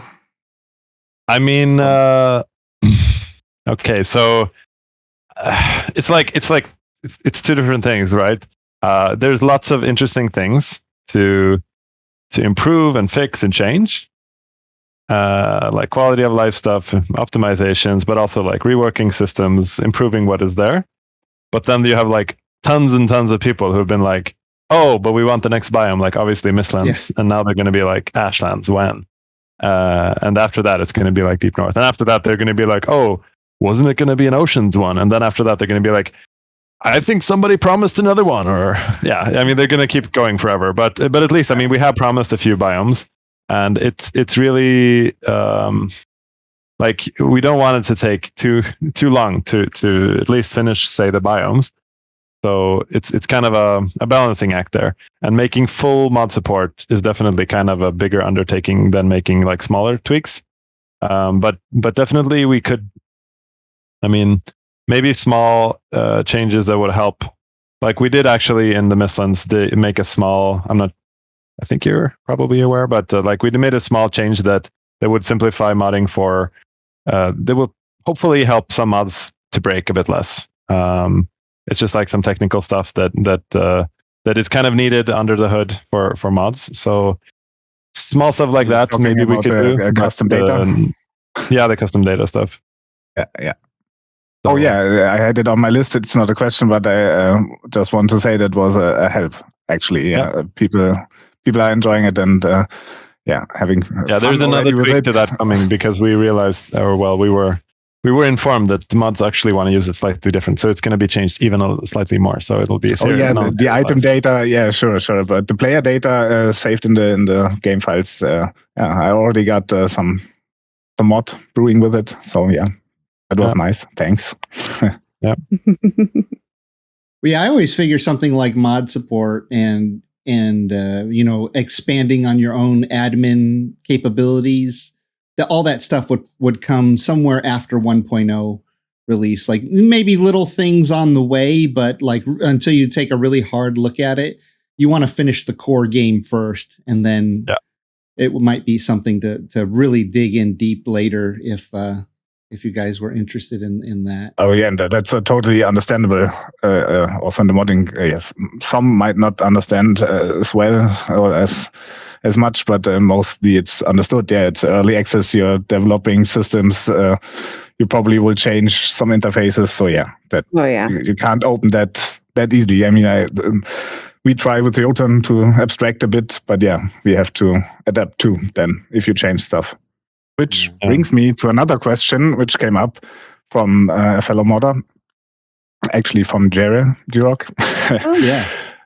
Who was asking if you would be able or willing, if you add signatures or change signatures of methods, if you could work with obsolete annotations for modders to adapt. So say the item standard was a good example. Yeah, you added a new parameter to the method, so the signature changed, and the mods broke, reduced it, and I had to search for it, and you see where I'm going with it. Exactly. Now we're getting into the more technical part of coding and modding here. Yeah, it's the only very technical question. Jonathan, it sounds like you understand his question, but I'm the layman. Let's see if I could figure the question. So it sounds like Jules was asking if in the code you can add a tag that says obsolete to something before you completely remove it or change it, so that the modders can find it easily to update their mods. Does that sound about right? I mean, it's pretty much like in the code, you'll have like a function or like an action call, you could say. And to call a certain function, which is an action, you could say, you have to insert a few different parameters. Like you want to know, create item maybe has to take item name, amount, position, or different stuff like that. And that is called like the signature of this function. And we might change something that we realize, now we need support for, we need to add quality or something to this signature. And then we just add it because it won't break for us, because we'll update everything where it is. But that will automatically make every mod who is kind of like injecting code into that area, that mod doesn't know that, it has to supply a quality number now. So all of a sudden that mod will be broken until the model will go over that. That is something I kind of doubt, to be honest, that we will do, because that is kind of part of like having official mod support. That is like part of it. That adds quite a bit of overhead, having to think like, okay, all of our code has to be kind of backwards compatible with itself. And I mean, if we have official mod support in the future, then we might at a certain point take a decision like, okay, now let's include that. Like we'll try to do that as much as possible to not break more mods. But I think that as well. It's kind of like when we reach 1.0, then there won't be as many things changed anymore. So then we're at a point where it's probably more viable to work like that, I would say. Yeah. If we do it. In the end, all the questions right now will evolve to it's when is the official modding support coming, right? So exactly. in that niche. Yeah. So I mean, and I mean the answer to that is kind of like I said already. It's like sure. We will do smaller fixes, but the actual support will. I mean, we have to focus on 1.0, and then after that, hopefully we can do it. Maybe. Yeah, sure, of course. It might go on a list somewhere. Well, I mean, let's add it to my modding. I have a list somewhere where just mod feedback. Yeah, definitely. How do you collect that mod feedback? Because on the Valheim Discord mod discussion channel, I don't know, that's pretty hectic and lots of why doesn't this work? I mean, I don't, to be honest, like we can't, of course, read through all the channels of all the chats. There's so much, but like as soon as I have discussions with people, and if there's something that shows up, like, that's definitely a good point. Just so that I have it, like, whenever we're going to do it, it's good to have like a certain overview of what we want to do already. So, I mean, it's definitely a good takeaway is to include that once we want to have a mod support that supports code. Like I would say, if I'm honest, if we, let's say we make mod support, like maybe we would make it complete from the beginning. Maybe we would, maybe we wouldn't. But if we it's easier to make support for just like adding game assets, like build pieces or weapons and stuff like that.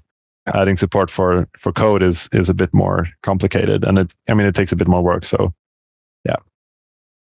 probably not the first thing that will be added, at least. Well, Jules, I was going to say, if you really want to find out how to get information to Jonathan, is you infiltrate Jiroc's Discord community.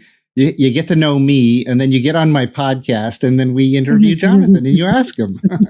Wow, that's the only way you can actually get hold of me. It was so easy, and it just took me half a year, maybe. Yeah, exactly. Well, so I want to talk about something fun, and then maybe we'll get back to some more mod questions. Wow. Well, no, it's fun, but like you didn't sleep. The already. listeners want to know about Mistlands right now. Jonathan, True. so you said I want to talk a little bit about magic, and you said that adding support magic was something that you were really excited about, if I remember correctly. Yep. How did that? Do you remember the early discussions when it came to when somebody, Richard or somebody said, we're going to have magic in the game? Or was that something, was that a recent development?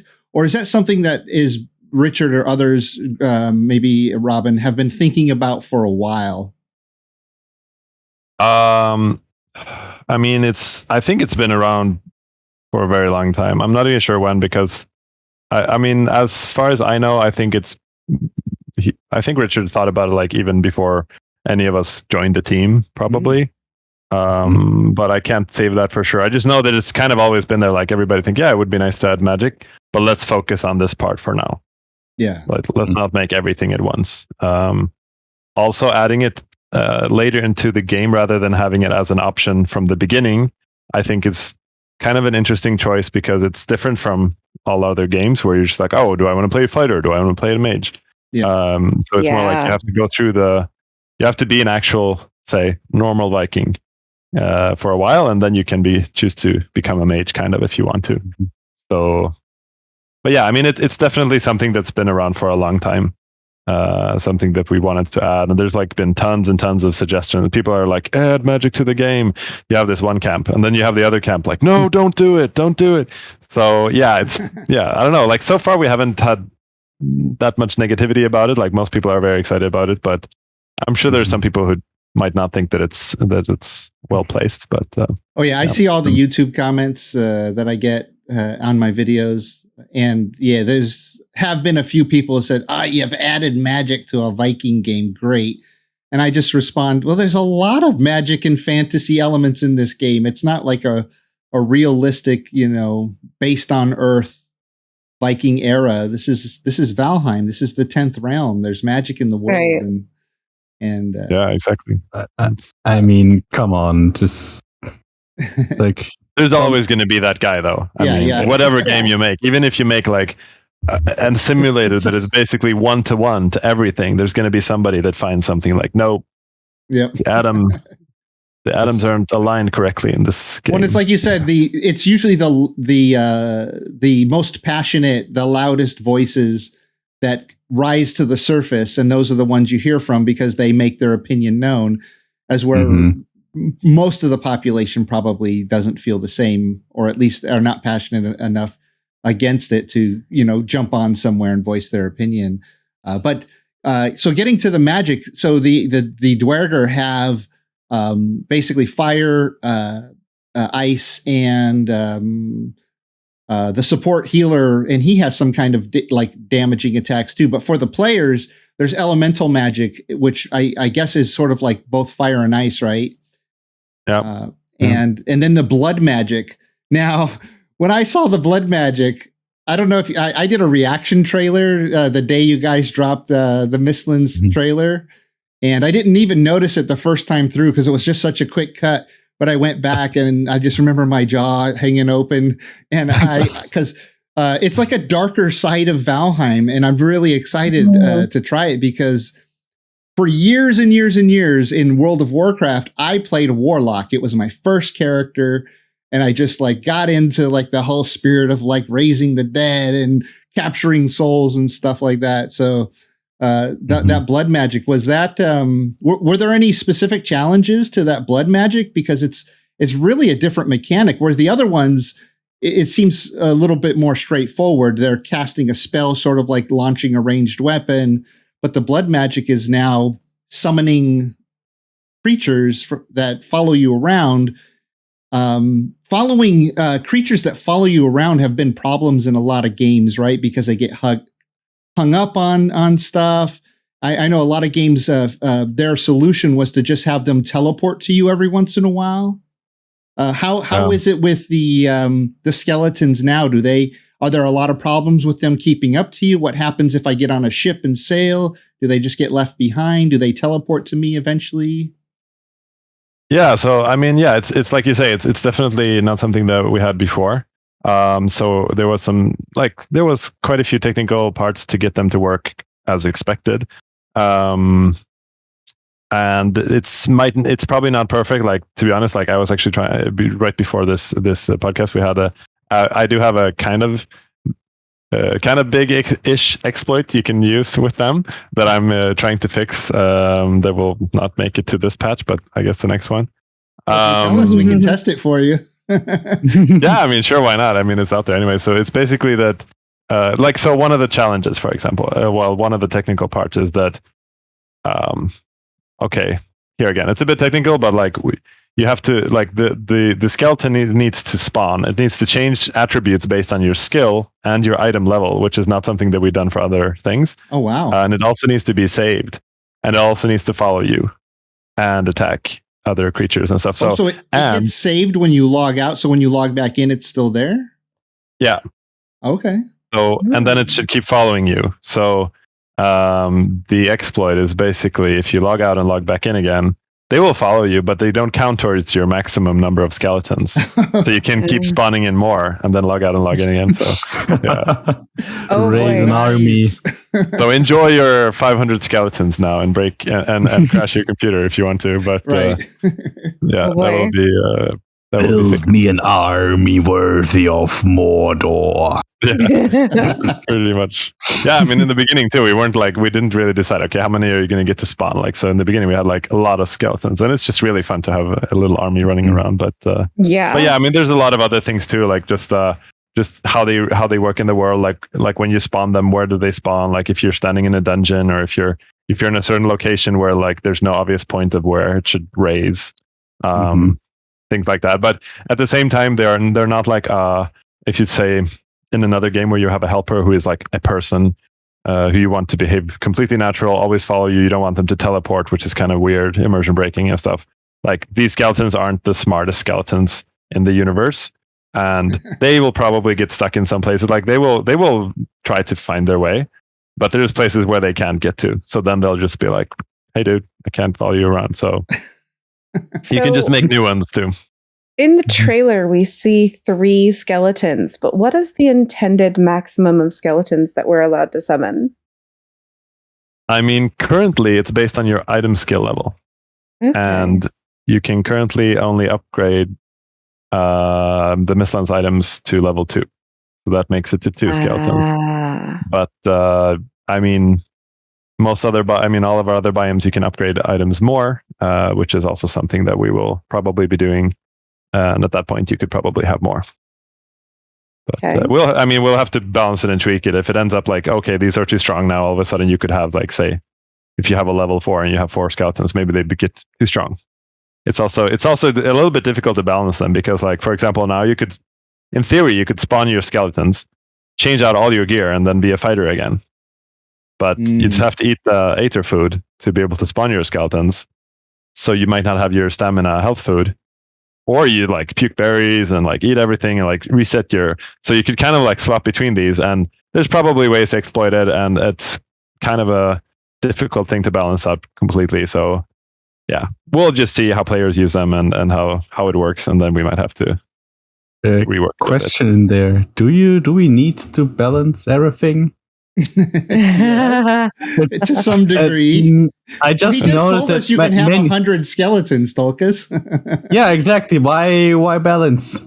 It's just I notice sometimes with game developers, in order to balance things, it's just sometimes takes the fun out of the game. Like, I had it before with another guy in chat. We were talking about in Skyrim, the sneaky bow build. You could just hide somewhere kilometers away, shoot someone, and basically one-shot them.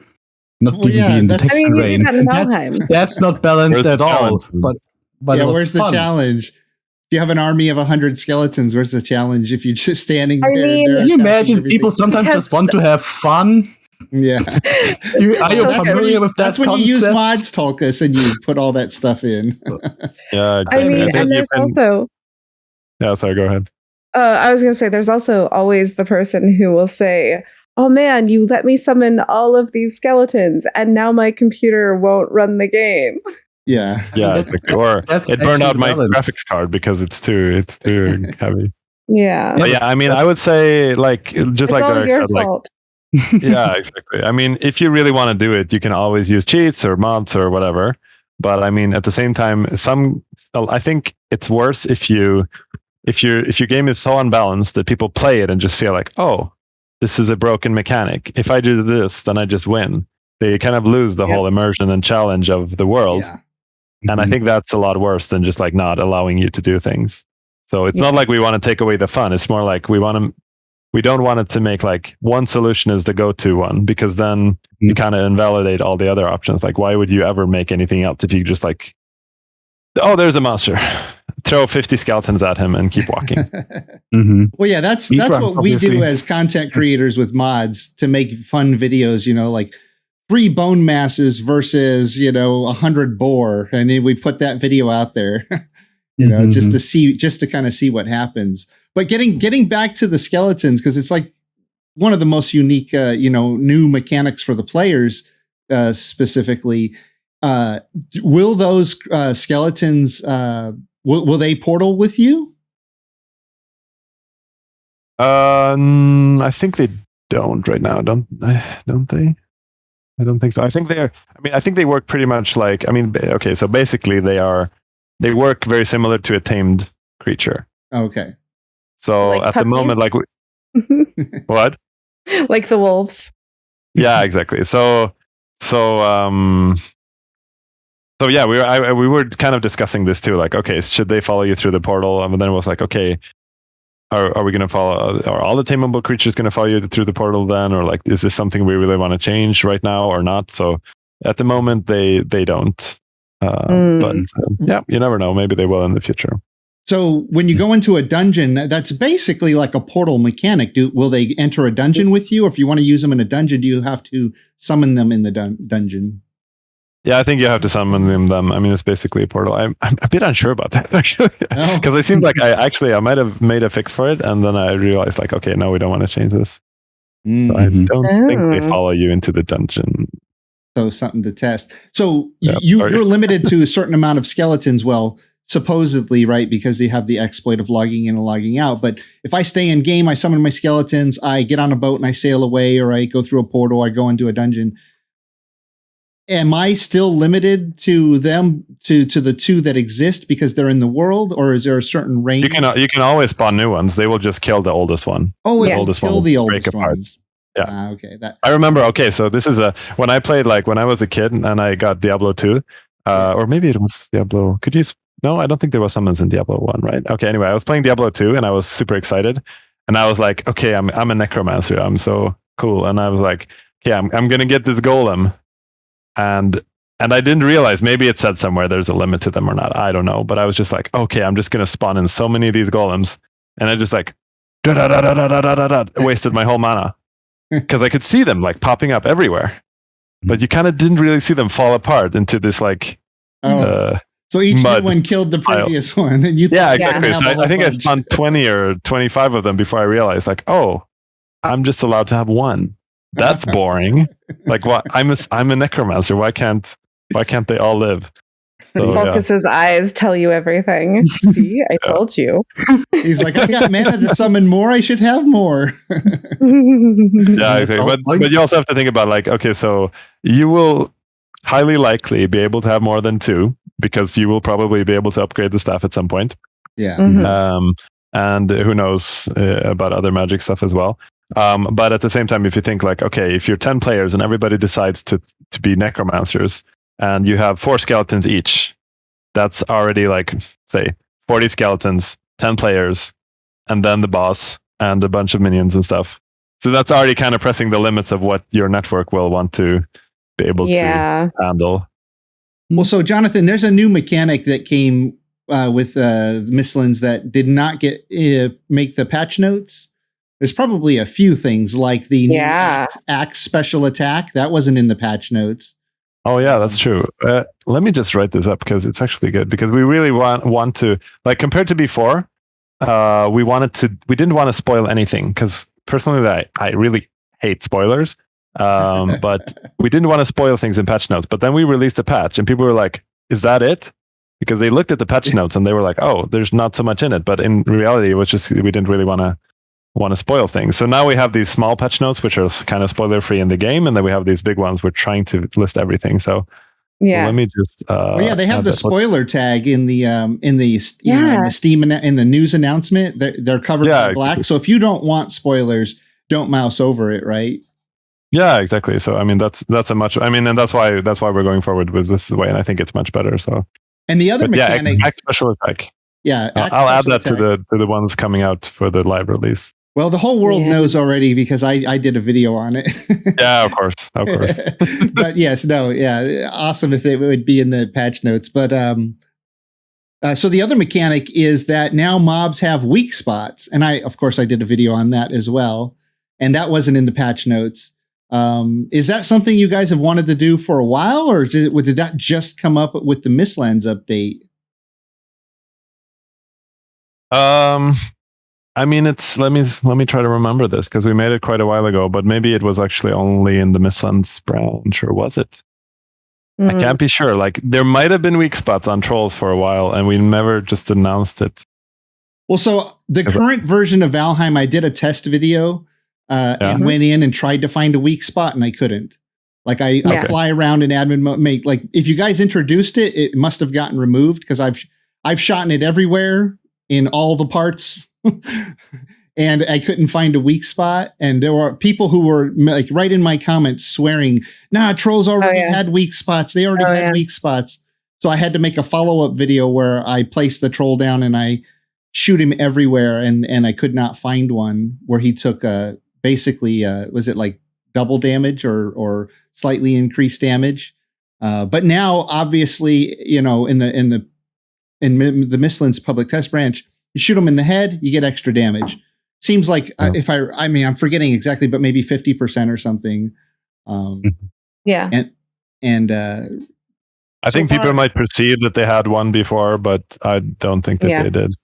Yeah. Mm-hmm. Probably. Yeah, thank you for confirming that, because it was a hot debate in my comments, and I had to do a whole second video to follow up on it. I mean, I know that we added it quite a while ago, but I guess it was on the Mistlands branch then. So, I mean, if we would have patched it out, we wouldn't have removed it later just for kicks. So. Right.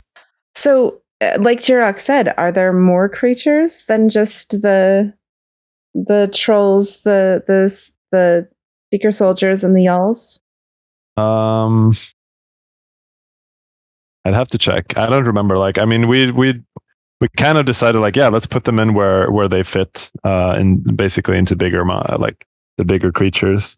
So there's probably some that could use them, which don't have them yet. I started spawning everything in to test. I'm like, let's see what else has it, right? So I'm spawning everything in and shooting it everywhere I could think of, and couldn't find any more weak spots. But just the 3 that I've been able to find. And I think one of the modders sent me some code that they pulled from the game, and it showed that it was those 3, and that modder couldn't find any more. So I don't know if there are more. Yeah.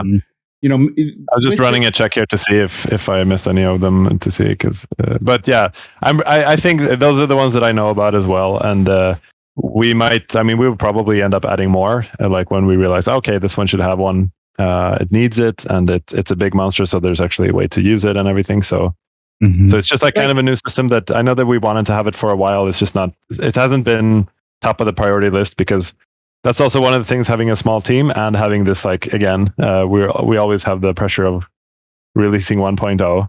So it kind of works as it is. Is it really worth spending time implementing weak spots, or do we want to release Mistlands a few days earlier? Like, it's always hard to say. I don't know about anybody here if you've had a chance to try it, but it is such a fun mechanic. I know it's a little bit more of a first-person shooter mechanic, right? Like, maybe some people have accessibility issues, because you have to aim. You don't lock on targets like in some games. You have to aim, but to have those little spots where you can get extra damage is kind of fun for me. But I like the first-person shooter style, so I would love. I definitely love to see more. But I understand in my comments that some people mentioned that they had accessibility problems, so weak spots they probably wouldn't be able to take advantage of all the time. But I Like, mean, you don't Yaglith- really need them. You definitely need to be able to play the game without hitting the weak spots. But I mean, since they help, then yeah. Mm-hmm. Well, especially just if you're love playing to with your friend, right? Like if you're playing with a friend and Tulkas is tanking it with his shield like he always does, and I run up behind and I hit the soldier in its butt, then there we go. It's teamwork, and I get the extra damage. Yeah, exactly. Also, is there any do you have any suggestions? Like, which mobs do you feel like this one is missing immediately? Yeah, Morning does. Yeah. Yaglith's eye sockets for arrows for people who don't want to get close to Yaglith. I think that would be fun. That would be a really hard one, but it could be really rewarding. Yeah. Well, yeah, big obvious targets. Like the fueling berserker is obviously a really nasty mob, especially if you're not fully geared when you run into them. So I don't know if like clipping its legs or something, or some part of its body might, like maybe that soft belly, if there's a soft belly exposed, I don't know, or maybe they have really tough abs so you can't get through them. I don't know. Oh man. And then the locks. Everybody kept. What's that, Tulkas? I was just thinking, wouldn't it be funnier if they would be more dangerous if they get hit in a certain part of the body? No. Like I just had a scene out of the X-Men movies in my head when they introduced Wolverine back then, and they were like, "Don't hit him in the crotch." I thought there were no rules. Yeah, but he takes that personally. Yeah. So so confirmed anti-weak spots. Thanks to Tulkas, all the mobs will now have spots which are increased resistance instead. No. And rage spots. And increased mob damage, right? Yeah, exactly. Another fun one I think would be, how there's the whole concept that you can take out your pickaxe and jump onto the head of the stone golem. And more damage. I have a video riding the stone golem with my pickaxe. Right. So like they're susceptible to pickaxe damage, but it still doesn't do as much damage as, say, just a regular sword. So what if the weak spot on the stone golem was on the head? Only with the pickaxe though. Only with the pickaxe. If you're riding it and you're hitting it on the head, you should get extra damage. Yeah. That makes it worthwhile. Would be very specific. Like you'd have to add support for like, okay, this damage type only. But yeah, maybe. Yeah. Well, everything else you hit it in the head would be kind of hard to hit anyways. Yeah. So I mean, I think so too. Like even if it was just the head, I mean, compared to aiming with the arrow, like it's probably still worth jumping on and using the pickaxe then. Yeah. Well, yeah, the arrows, it probably has a good bit of resistance to piercing, if I remember correctly. Yeah. Shooting arrows at golems is a terrible idea. But I think in my comment section, one of the biggest things people kept asking, can you test the locks? Like I must have been asked that 10 times in my comment section. Can you test the locks for weak spots? And of course I tested it and I didn't find any. I just assumed that its fur was too tough. Where would the weak spot be on the lock? I mean, because Locke's butts would be super tough, you would think. Locke's butts are super on the tough. tummy when it like raises up. I need that T-shirt, Jonathan. Locke's butts are super tough. Yeah. You could start your own. I think you could make your own Valheim clothing brand with a lot of different quotes. Quotes, yeah. But their heads seem like was it kind of like lizardy head? No, I like Jonathan's idea too. What was Tulkas' idea for the? No, Jonathan's idea was their belly being the sensitive spot, and you can only get it when they raise up. Oh, there you which go. Which is the most dangerous time to run in because they're gonna stomp you. I love that. I think that's brilliant. Yeah. I was just comparing loxes to bears. And bears just have tough skin and fat. It's almost impossible to match a bear. So not everything needs a weak spot. Logs can just be. They are already tough all around. Their only weakness is maybe burning because of their fur. Yeah. So Well, fun mechanic nonetheless. Yes. Absolutely. And then there was another patch note thing that wasn't there, but they added. Because I didn't know about it, and I was doing my playthrough, and it was episode 1, and Smithy hops into my Twitch chat, and he's like, "Hey, use the middle mouse button. You're chopping down trees." And I'm like, "Say what?" Yeah. Well, and for getting the stumps, right? Because normally you'd have to get out your pickaxe. Sometimes the stumps are too low to the ground. Especially those fir stumps. Absolutely. Yeah. Yeah, I think like Robin Grimcore had kind of a mission. He wanted to make axe cool again in Mistlands, so that is one of the parts of it. It's also like the Mistlands axe is it's gotten a bit more love than previous axes. Now that has a bit poison damage and the new weapons. Yeah.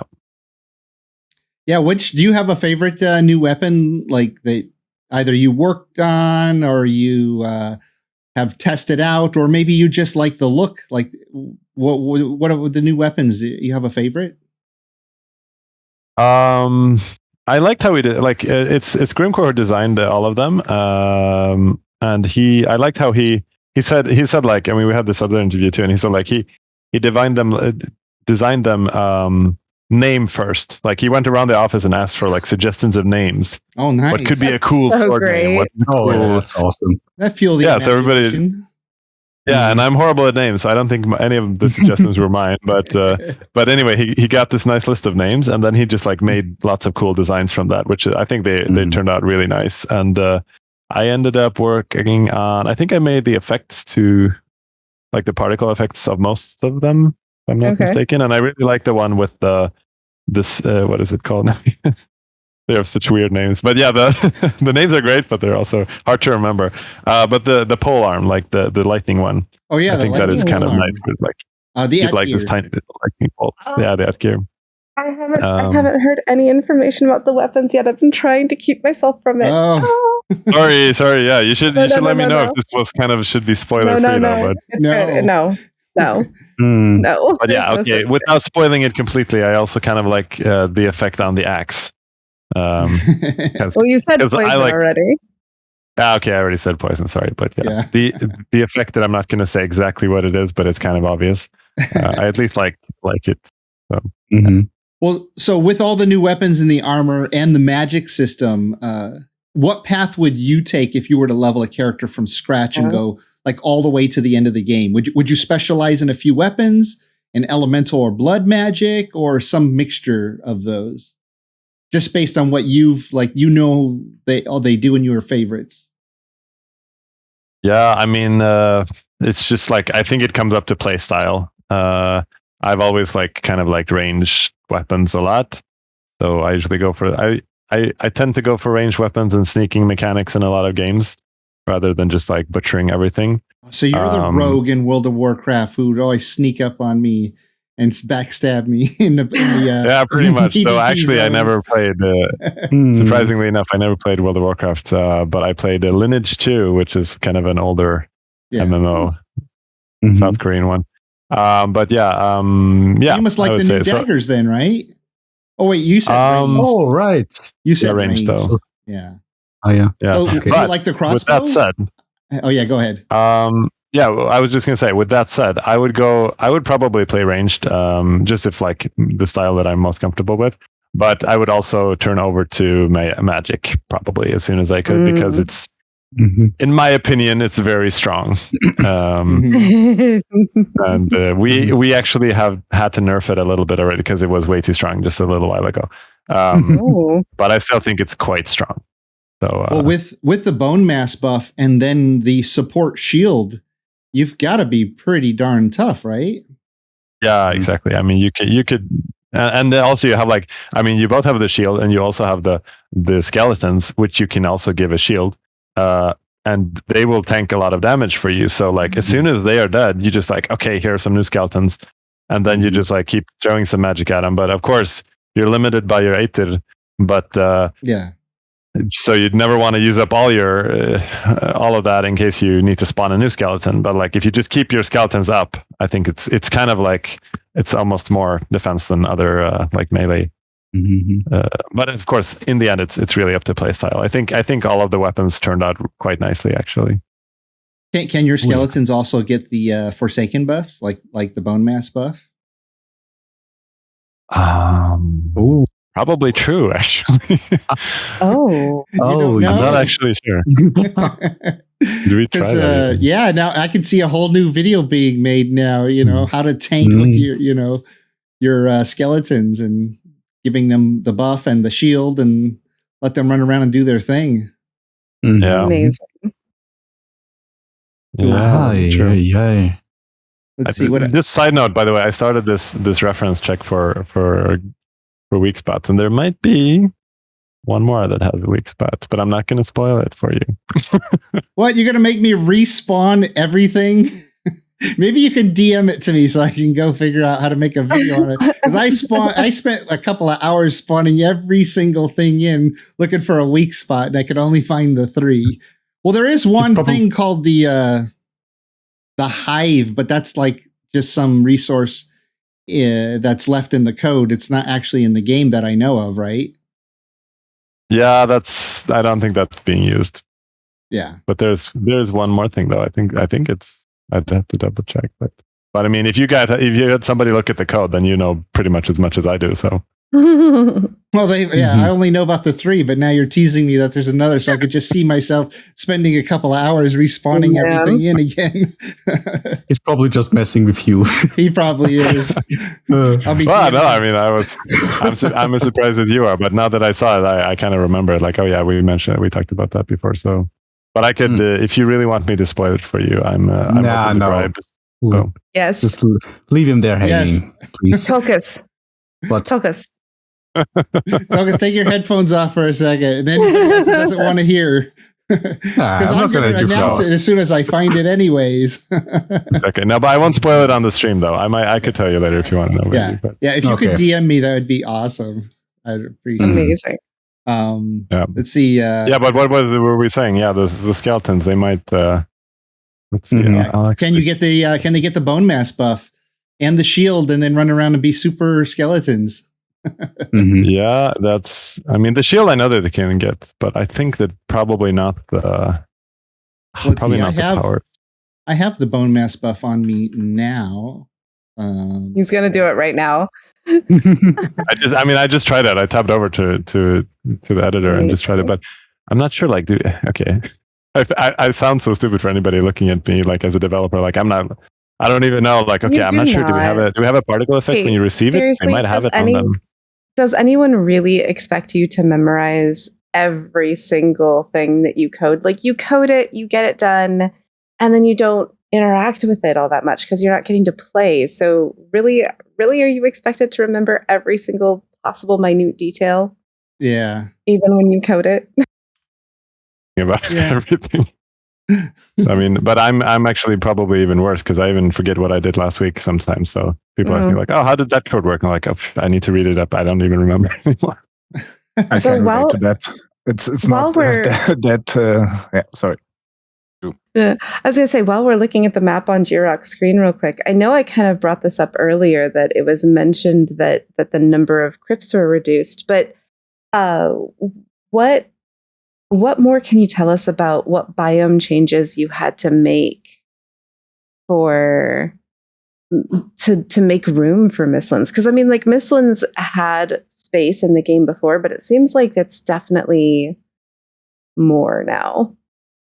Yeah, I mean, it's definitely more. I think it was only the swamps that we decreased a bit. Okay. I mean, maybe there's slightly less. I'm not 100% sure about how the total is calculated, but I mean, maybe there's slightly less water or something. But I'm pretty sure it's just like, a little bit less swamps, which turns into quite a bit more Mistlands comparatively how it was before. But I mean, such cool animation. I mean, every map has, I would say, arguably more than enough of each biome because you have it in every kind of direction. So, I mean, yeah, one will be small, the next one might too. But I mean, if you really explore the whole map, I have a hard time seeing that it's too small somehow. Yeah, yeah. But other than that, I mean, obviously, if you already explored an area, that area won't change except for certain smaller details of like the height map might have to change, which could make certain builds, like if you had a build on a hill, the hill might have changed a little bit. So hopefully it doesn't fall apart. But there is a situation where people who had builds in the old Mistlands might not work anymore. And it's something that we really, really try to avoid. And we realized it kind of late that, okay, maybe it actually changed a little bit. But okay. Yeah, it's nothing game breaking, and you can always keep playing in your old world anyway. So Oh, sure. Yeah. I love, Jonathan, that the skeleton loves you with hearts like a pet. Oh my gosh. yeah, I half expect like little laughing skulls or something to fly up into the air. yeah, it's actually that's a good suggestion. But yeah, I mean that's like somebody said the best part of Mistlands is you can rename the skeletons. So it's Yes. I don't think that's the best part, but I hope not. But so I cast the bone mass buff, but I can't, like, I don't know how to tell if it has it. Yeah. Yeah, that's what I was saying too. I'm not even sure. Like, I'm not sure if I could, because you can't really see the effect coming on him. Like, I could debug the code and see. So the only way to be sure, Jiroc, is to summon another skeleton. Hit it. And 27. Yeah, hit it, right? Mm-hmm. Yeah. I'm punching it. It's taking 7 points of damage, and then I'll summon another one, and it won't have bone mass. That should tell me. Yeah, I'll have to make a video about this. Like, the developers don't even know if they can receive the powers.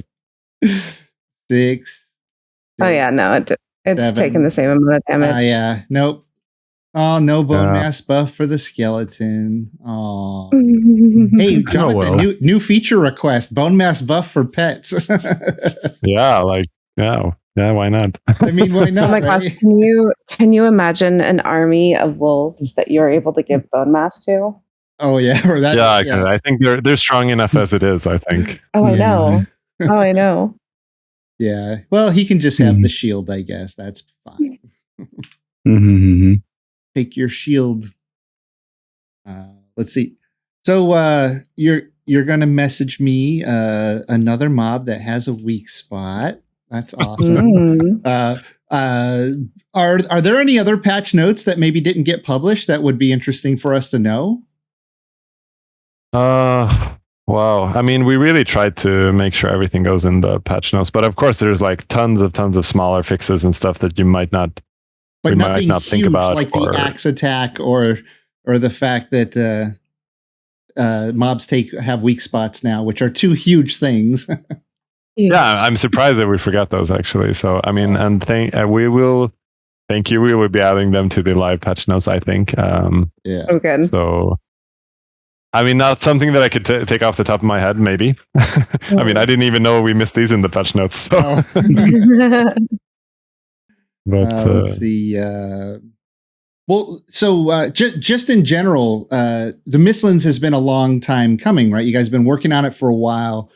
Was there some part of it that just you really enjoyed, like digging in? You were super excited about one part, and then also on the flip side, was there one part that just presented a lot of challenges to implement?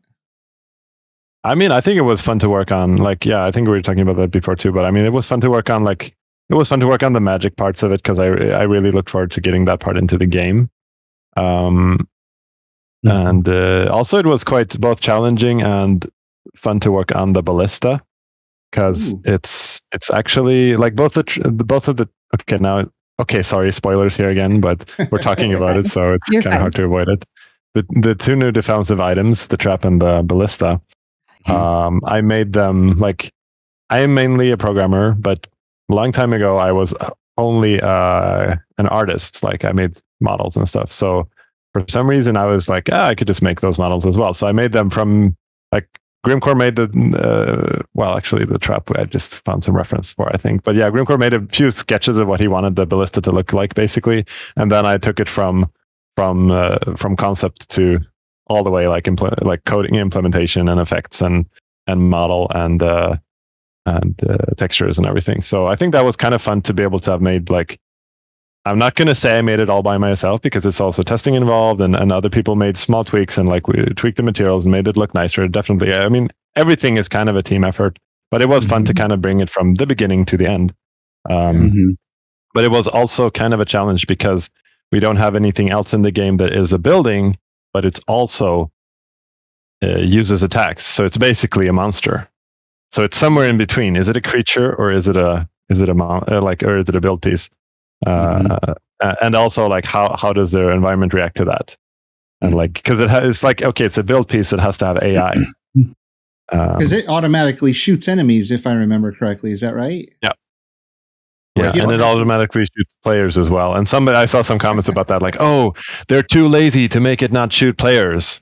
Like, lazy. Literally, the easiest thing you could do is like remove the ability to shoot players. So it's definitely intentional. It's just a fun thing there. If you're going to use them, you better be careful, and you better tell your friends not to walk in that path, basically, or be very quick and dodge rolling them. So. Yeah, don't walk on this path with bear traps and ballistas. Yeah, it should be obvious. What's that, Tulkas? The ballista doesn't have to be manned; it just shoots automatic. I didn't know that. It's magic. See, I'm spoiling so much for you guys. I'm sorry for that. No, you're fine. Oh no, it's kind of okay. That's good because I can basically defend my base by myself if I'm a solo player. But at the same time, Is there a limit to it? Can I just have 500 ballistas in Fury all around my base? You could build 500 ballistas, but they are both quite expensive to build, and also the ammo is kind of expensive, and also you can only load them with like I think it's 20 maybe bolts. And so they're definitely not completely balanced, but hopefully they're somewhere working balanced enough to be helpful, not overpowered. Is there an idea for a catapult out there in the studio somewhere? For that bit of AoE flavor. Yeah, maybe. I mean, it's been discussed, so you never know what might turn up. Oh, I hope. Looking forward. I was going to say, with the automatic shooting ballista, you're going to be happy that it shoots automatically when that yawl starts flying over your beautiful base and your farm and everything that you built. And you're running to the ballista to shoot it yourself manually. You'll be happy when it just goes. See, I can imagine myself building a number of ballista on my tree house. Another question. Yeah. Is there a way to switch the ballista on and off? Because I could picture, I don't want the expensive shots be wasted on a deer or a boar. Remove the ammo then, huh? I mean, but can I? Is there like another game? There's like you can load the ballista, but you can switch it on and off. So you don't have to unload and load it every single time. So it's just, okay, I need it now, switch it on, now it goes. Yeah, currently you can't do that. And you can't actually remove any ammo. Once it's there, it's there. So you'll have to... Okay, so you have to load it wisely. If you break it, do you get the ammo back? Yeah, I think you do actually. So that's a good way of that's good. I mean, at least like we do in everything, you can just break it and rebuild it somewhere. So I guess that's true. That's an easy way of disabling. Okay, but that will mean I'm not going to make ballistas in the Black Forest. Just with those great dwarfs all over the place. I'm going to be out of arrow every 2 minutes. Yeah. There's way too many great for those big tough creatures, right? Oh yeah. But definitely one of the things I'm also really looking forward to is to see all the builds in Mistlands. Like I'm always so impressed with the building community of the crazy nice builds that they make, and have them in Mistlands. Like it's going to be very interesting to see, but also I really feel sorry for all the builds in Mistlands that are not well enough defended or happen to get a starred Jarl attack, because we were like testing for a while and we were building our own nice base and we spent quite a bit of time making it pretty nice, and all of a sudden we had this, I think it was a 1-star Jarl just come in and like kind of bombard our base, and half of it was broken before we kind of realized what was happening. So you'll have to be kind of tactical about where you build and how you build and kind of defend it, or I mean, there's ballistas, but there might be also places that are better to build and stuff. So it'll be interesting to see how people solve that. I plan to do a lot of testing with the dvergr and have an army of dvergr to help defend my base if I can somehow get them in there around the base and walled in. Yeah. Haven't we already established that the dvergr are absolute berserkers and will destroy whatever facility they're part of? Well, yeah. You'd probably want to have them a bit away from your actual base. Otherwise, they'll probably end up breaking your base as well. So like in a fenced-in area, but off to the side. Yeah, that's probably a good idea. Basically, the dvergr are like the red button in Star Trek. If shit goes on, you press the red button, you just destroy everything, including the enemy. Yeah, pretty much. Well, Morning, did you have a question or two you wanted to get to before we close out with Jonathan here? Yeah, a few, but I don't want to monopolize time because I know Jules has more questions too. But so quick question, not Mistlands related. I've got a couple. Is there going to be light armor from the plains? Ooh, good question. Next question. I want to say we want to have like side grade armor kind of for each biome. So hopefully. Okay. Well, hopefully. That actually reminds me of a question that I have that's similar to what she's asking. What's your favorite change to Valheim that's not Mistlands related? Like, because there were other things done in other biomes, a few things.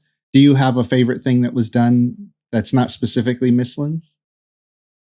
You mean across all the updates, or?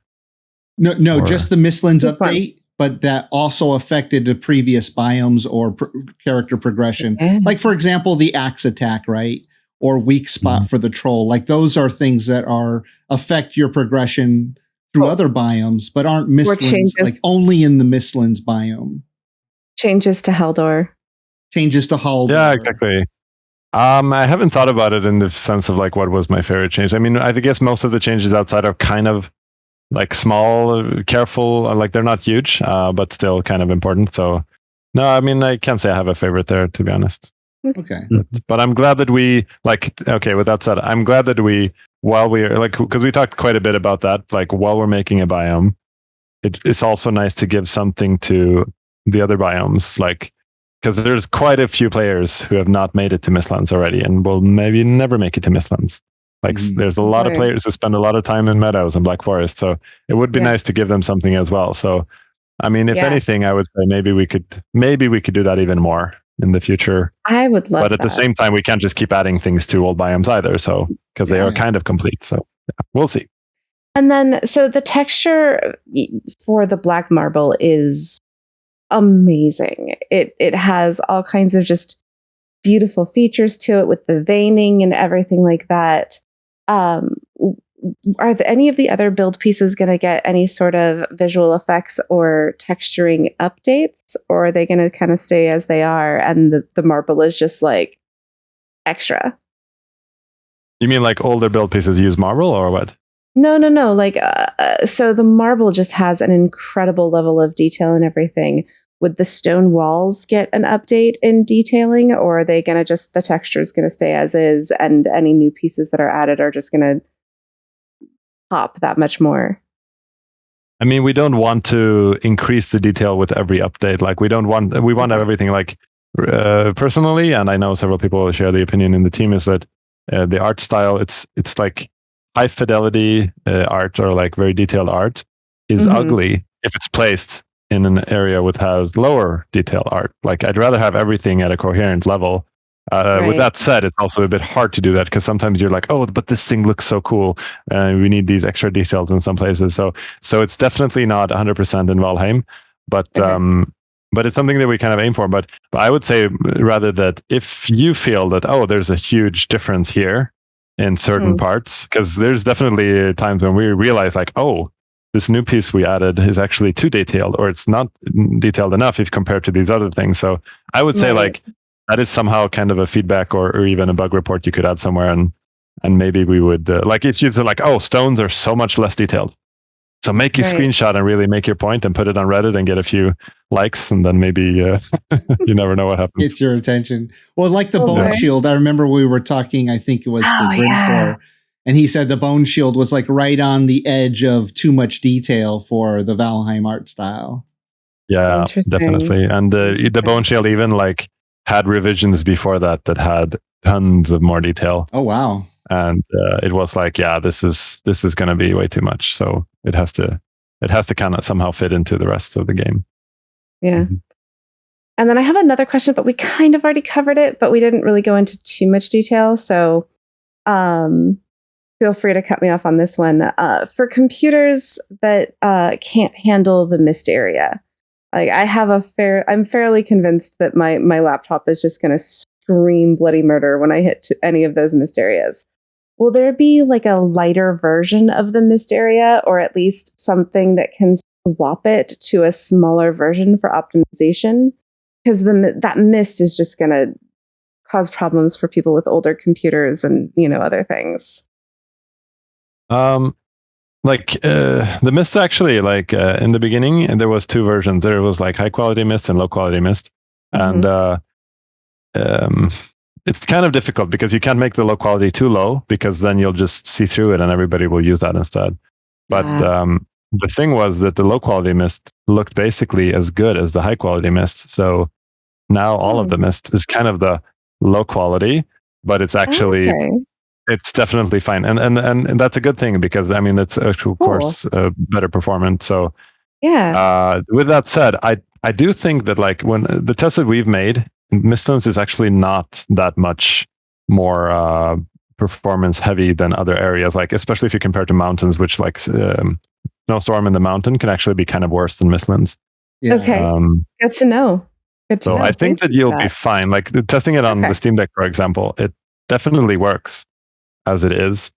But with that said, we did have a session with Unity, like I told you before. Some of the guys were over, and they were really like knowledgeable about how Unity works and everything. And we did find quite a few interesting things that could be optimized. So it's something that I personally would really like to work on,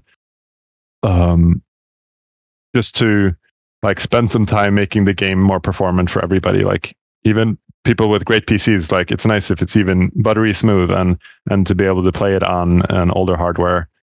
And I just think it would be nice to, if there's room for improvement, it's nice to just like do what we can there. So yeah. Any other questions, Morning?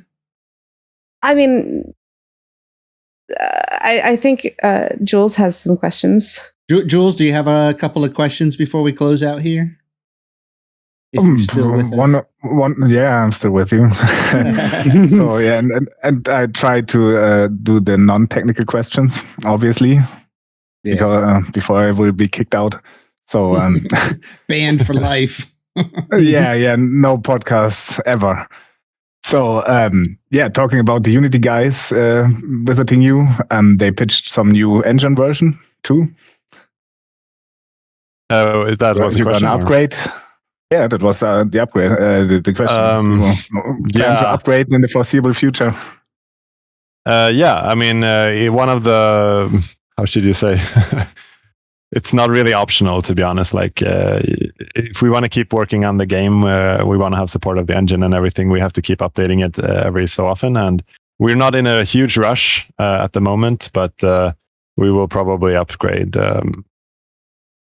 Like as soon as we feel like, oh, we're not in the middle of releasing something, and just so that we don't end up being too late and being forced to upgrade. That's kind of the case. That's good information. So you rather plan on doing Unity engine upgrades besides the bigger updates, right?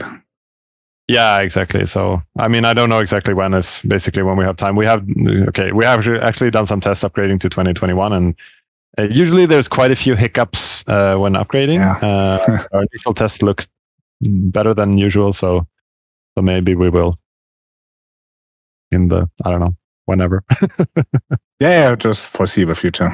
But that was some nice information.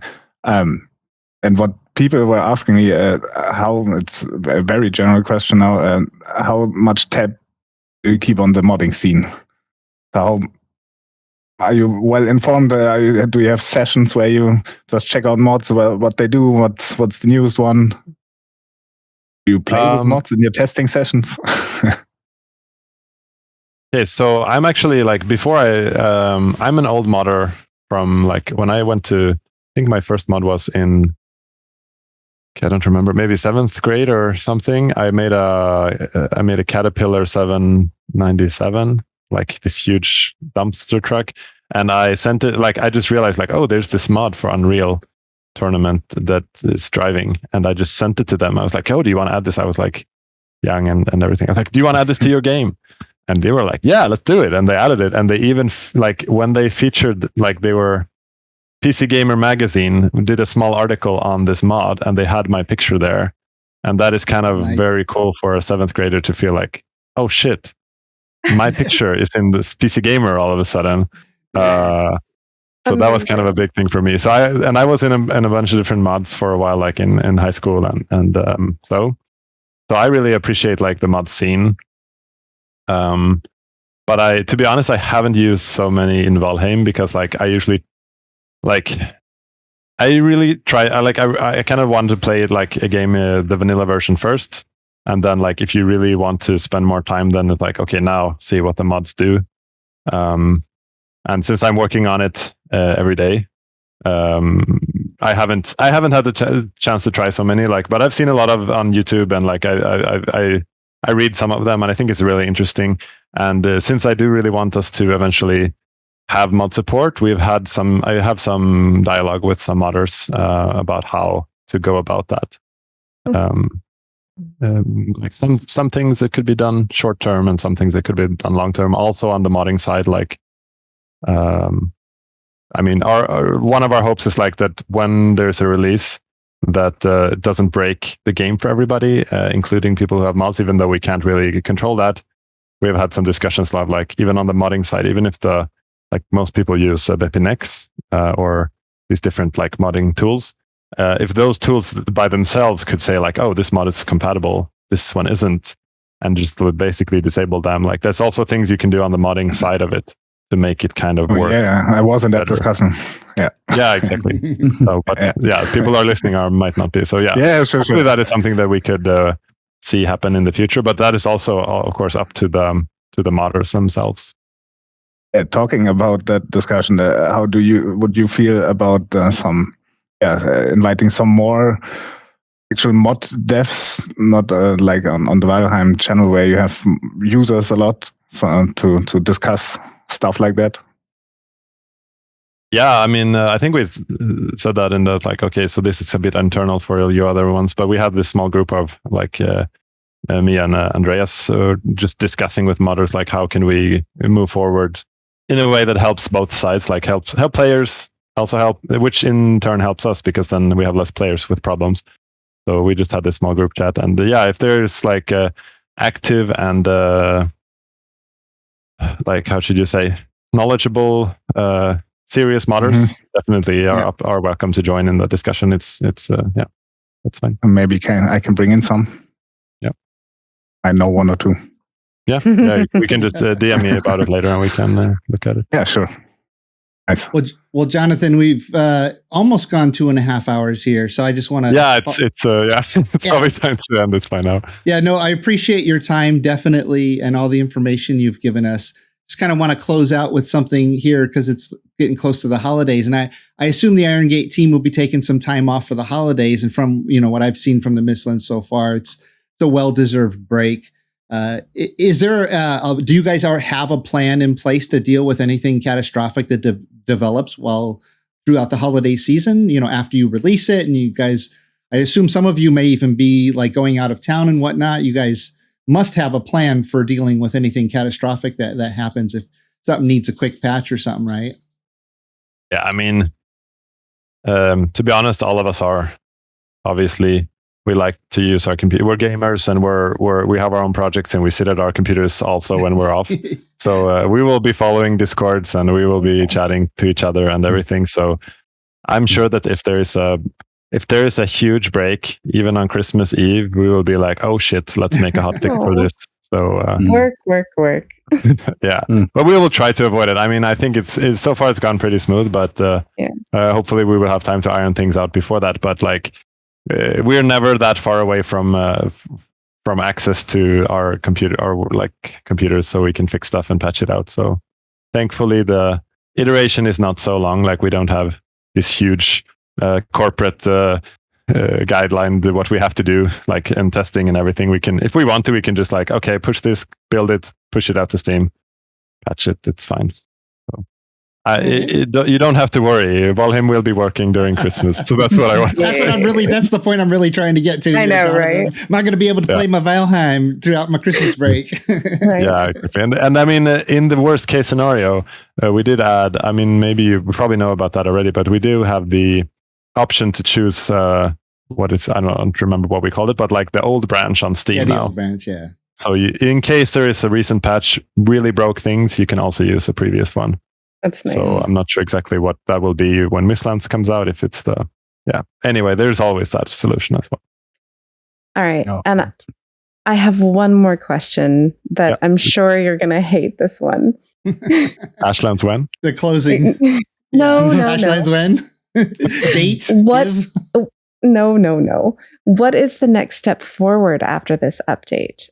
Do you have any plans already for the next area? Can you give us a hint? I'm assuming since you've said Ashlands, maybe Ashlands is the next step. And are there still going to be 9 biomes in the end? Okay, so we are like, our main focus is going to be working on Mistlands, and I don't want to give anything away with that. Like, to be honest, we're only focused on Mistlands anyway, so we have a long road ahead of us for Ashlands, but that will be our main focus, and hopefully that won't take as long. Like, if you think from early access release to Mistlands release, that's like, I don't even know, what is it, like more than a year and a half. Yeah. We worked on Mistlands like more or less full time from March, so it's like 8 or so months, and that's, we kind of realized maybe we should have worked. I mean, people really want the new biomes, so that is why we'll probably be focusing more on Ashlands, so it won't take another year and a half for the next biome. But also we don't want to like not give you anything until then, so we definitely have a few things that we have already kind of been working on in downtime that are looking really exciting. Kind of like, how should we say, like side things. Current biome additions. I mean, things that will appear in the different places, but that might be not so represented, or like things that some people will appreciate and some people will think, oh, that is completely unnecessary. But I think there's always those people. Yeah, there's always those people. But I mean, just some nice to have things, smaller additions. But I think sometimes the smaller things are even more important than like the huge thing. So yeah, we will definitely have something like that coming along in between. So, but probably not as many, like, how should you say, like in between. We had like both Hearth and Home. We had the abomination with the armor set, and we also had the caves. Yes. Those were kind of big, as like not big, but they are a little bit too big to be tiny. So they do take quite a bit of time to finish. Like a plain dungeon, maybe. Like she said, like a plane, like a dungeon in the plains. Oh, okay, yeah. The plain dungeon. The plain dungeon, yeah, it's empty. You never know, but just a hole. But I would think, I think you think smaller than that, but maybe even more fun. To be honest. So okay, I look forward to it. Jonathan teases even more fun to Valheim coming soon. That was my job. Did I hear kart racing? Let's say it like this, just to give you even more of a hint, which I probably shouldn't, but just to give some of my colleagues some nice positive feedback, is that Lisa has been making some cool things for everybody, but I'm not going to say what it is. Oh, wow. Way to go, Lisa. Can't wait to find out. Yeah. So, right. We know who to interview next. Yeah. So, but don't call her out on it. No, I shouldn't even have said that. Next podcast, there's someone going to be standing there behind you, just point. did you whenever you say something. Wow. Yeah, exactly. Yeah. If I still have my job next week, then it was okay that I said this.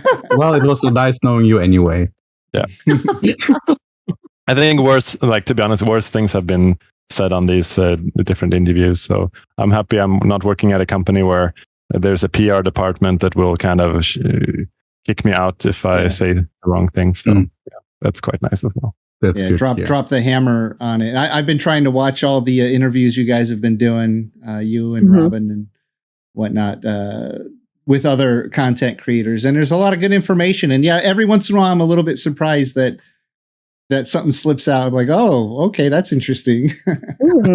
Yeah, sometimes I'm surprised what slips out as well. So. But yeah, I mean, also we might. I mean, like we've had some different. How should we say? Thoughts about how much we want to say spoil, but also be transparent with what we're working on. And there's different thoughts about that as well. But we might be a bit more transparent going forward. I hope, because I think it's fun to share. Like now we're working on this. Instead of just being silent, just to not spoil, because people who don't want to be spoiled, they will ignore it anyway. So I mean, I try to share the stuff I'm working on my Twitter, and I know like Robin does as well. And like people who want to see that what is happening, they could follow us, and people who don't want to, they can just like ignore it. So probably we will try to share a little bit more going forward, and at least some of the smaller stuff, like if I work on some quality of life fixes. Then I will probably be sharing it there. So, yeah. Well, I just want to remind people who are listening to this or watching this podcast and who may follow you guys on any of your social media or your Discord that whatever they put out, please be reasonable and patient, because plans change and we have to be ready for that, because they may have other ideas or some new dynamic may present itself that needs, more work to make it fit in the world or make it function. And I'm all for that. Like whatever it takes to get to the final vision, however long that takes. I forgive the plan changes is what I'm saying. Like, it doesn't matter to me. I'm here for it. Nice to know. You say something and I'm always defending you guys in my YouTube comments too. I was like, hey, look, we want them to put out the thing that they want to put out. So let's not say, you said this and we didn't get that when we were supposed to get it, like with the whole roadmap. I mean, we know that people can react like that. And it's like I said, we're just happy that people care as well. So I think that I think in the end, most people would be happier having the thing that takes a little bit longer to release, but it's more done and it's rather than it be too rushed. Yeah. And also, if you have thoughts, like, I mean, we are kind of active in. I mean, I would say we are kind of active and responsive in our Discord and also like on Twitter and stuff. So if you do see things that we are working on, like every comment will probably be read. So I mean, it's possible input if you think like, oh, this is an idea, or maybe it should be tweaked in this or that way. It's always good to leave your feedback. So. Cool. Well, I'm very appreciative that you guys are so willing to, work with the community and come out and do interviews like this with the content creators and just engage with us, because you can tell we all love the game so much. I mean, I created a whole YouTube channel just on the one game. I thought early on in my days, well, I cover lots of different games. Nope, just Valheim. But, it's pretty cool that it actually works. I'm on Twitch and I've been streaming for just under 9 months and I just hit 800 followers and I pretty much only play Valheim. Yeah. Well, I mean, it's nice to hear that it works. I'm glad that such communities may exist and that people can just do what they like and somehow it kind of works out for them. So, yeah. I hate to break this up, but I need to leave at some point. Yeah, we're all leaving here, Tulkas. We're all on our way. Yeah, we're just taking you forever for some reason. I mean, I'm sorry. I outstayed my welcome. Trying to leave. I'm sorry. I'm leaving now. This is like. Well, let me just say, Morning Darkness, Tulkas, Jules, and Jonathan, thank you for joining me on the podcast this week. Mm-hmm. Yeah, thank you very much. It was very fun. I probably won't listen to myself for 2.5 hours though, so I hope other people will enjoy it though. You'll just hear from Lisa when she says What did you tell them? I already forgot what I said, so I didn't say anything. I'm innocent. Yeah. What can I say? We're just gonna cut it out.